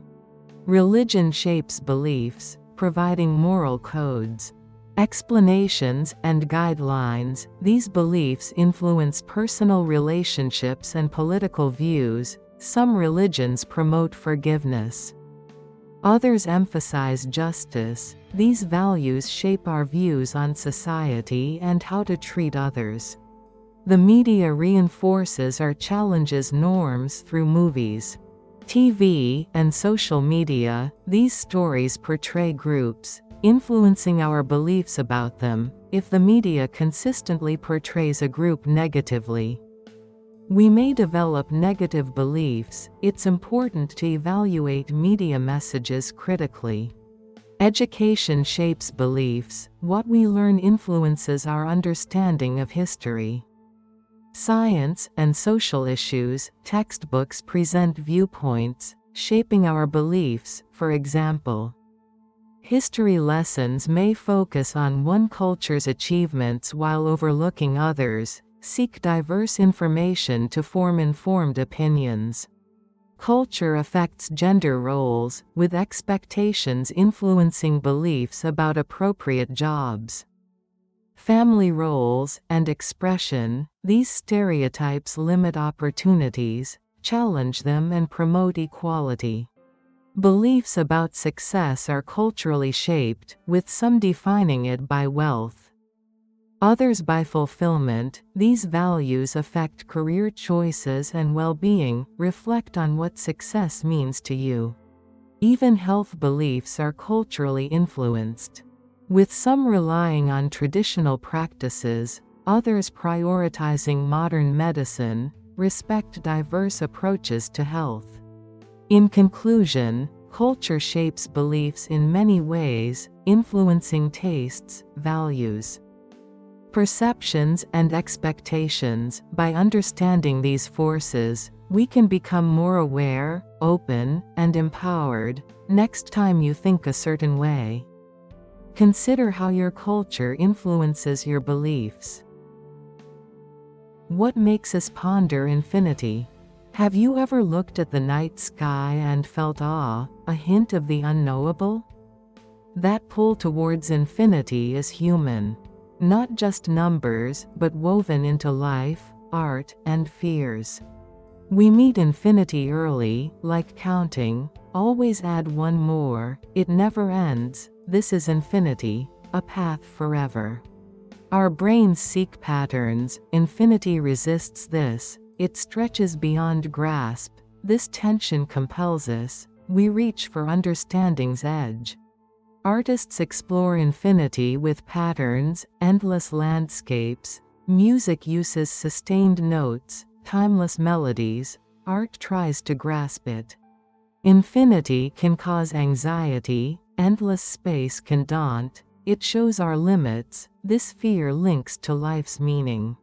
Why ponder infinity? It mirrors desires and fears. It pushes imagination, questions reality, faces mortality. it's terrifying and thrilling, a test of human curiosity.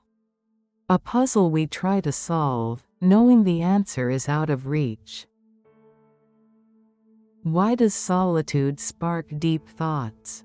It's a question many ponder, especially when alone with our minds. Let's explore. Think about moments when truly alone, perhaps hiking or lying in bed. These moments often lead to insights. But why? A key reason is the absence of distractions. Daily life bombards us with stimuli, leaving little room for introspective thought. Alone, we eliminate these distractions, creating space for minds to wander. Solitude provides self-reflection opportunity. Without social pressure, we examine thoughts, feelings, beliefs, leading to greater self-understanding. It's like conversing with your inner self, gaining clarity. Creativity thrives in solitude. Many artists find their best ideas come when alone, allowing them to tap into their subconscious without external judgment.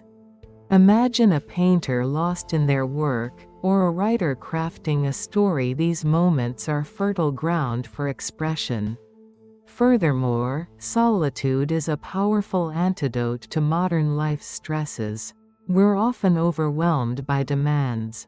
Solitude offers a chance to disconnect, recharge, relax, and be present without needing to perform. Consider Thoreau, who retreated to Walden Pond to contemplate life, or Nietzsche, who saw solitude as essential for insight. They understood solitude's value as a catalyst for self-discovery. How can you incorporate more solitude? It doesn't need drastic change. Even minutes of quiet time can make a difference. Try walking alone, meditating, or turning off your phone to spend time with your thoughts. Insights might emerge. Solitude isn't loneliness, which is isolation. Solitude is a conscious choice for personal growth, embracing connecting with yourself. In conclusion, solitude sparks thoughts by eliminating distractions, providing self-reflection space, fostering creativity, and offering respite from stress. It's a valuable tool for self-discovery, so embrace solitude. How come we feel connected to the universe? Have you ever looked at the night sky, feeling deeply connected to the universe? It's a common feeling, but why? What stirs these emotions? We're physically connected, made of stardust, literally. Carbon, oxygen, nitrogen in our bodies were forged in dying stars. Supernova explosions scattered these elements, forming planets, then us. We are children of stars, connected through our very atoms. Psychologically, humans seek meaning and connection. The universe, immense and mysterious, sparks our imaginations. We see star patterns, tell constellation stories, pondering our place. This contemplation fosters awe, creating connection. Looking at the night sky, you see the past. Starlight travels millions, even billions, of years. You witness ancient events, receiving messages from the universe's vast timescale. This awareness humbles us, connecting us profoundly. The universe follows universal laws, physics governing everything, from atoms to galaxies. These laws dictate matter, energy, star births, deaths, and cosmic evolution. Knowing we're subject to these laws, part of a cosmic dance, creates unity. Consider life's cycle. Stars are born, live, die, their death birthing new stars, planets. On Earth, life mirrors this, remains nourishing new life. This constant creation and destruction connects us to everything. So, next time you feel connected, remember it's not just a feeling. It's recognizing your place. You're stardust, governed by laws, part of a cosmic story. Embrace the connection, explore the mysteries. The reason behind synchronicities in life. Have you ever thought of someone right before they called, or noticed the same number appearing repeatedly? These aren't mere coincidences, they're synchronicities. Meaningful coincidences that Carl Jung defined as a causal connecting principles. Essentially, these events are linked not by cause, but by shared meaning. So, what's the significance of these occurrences? Firstly, synchronicities act as signals from the universe. When you're aligned with your true path, things naturally fall into place. It's as if the universe is affirming, you're on the right track. For instance, when contemplating a career change, you might suddenly encounter individuals in that field, see related job postings, or even dream about it. This isn't random, it's the universe guiding you. Secondly, synchronicities offer valuable guidance, especially when facing uncertainty. Imagine grappling with a tough decision, only to stumble upon a book addressing your exact situation or overhear a conversation providing clarity. These moments offer the insights needed to progress, like breadcrumbs leading you forward. Moreover, synchronicities deepen our appreciation for interconnectedness, reminding us that we're part of a larger network. Consider thinking about an old friend just before they appear on social media. It's a reminder of our shared connections and how our thoughts can resonate. It's vital to stay grounded. While synchronicities are intriguing, avoid impulsive decisions solely based on them. Combine logic and intuition. View them as additional information, not definitive answers. Spotting recurring numbers may signal attentiveness, but it doesn't guarantee lottery success. To invite more synchronicities, start by observing your inner landscape, thoughts, feelings, and dreams. Keep a journal to track these events and identify patterns. Also, embrace new experiences to create opportunities for synchronicities. Synchronicities reveal life's wonders, reminding us of the unseen layers of reality. Embrace these coincidences and allow them to steer your journey. Thanks for diving into the mysteries of everyday life with us on Kind Sleep Wiki. We hope these 100 questions sparked your curiosity and left you wondering about the world. Stay tuned for our next video, 100 Inspiring Underdog Stories, From Poverty to Power, Bedtime Wiki for Dreamers, where we'll explore incredible tales of triumph against all odds. Sleep well, stay curious, and we'll see you soon.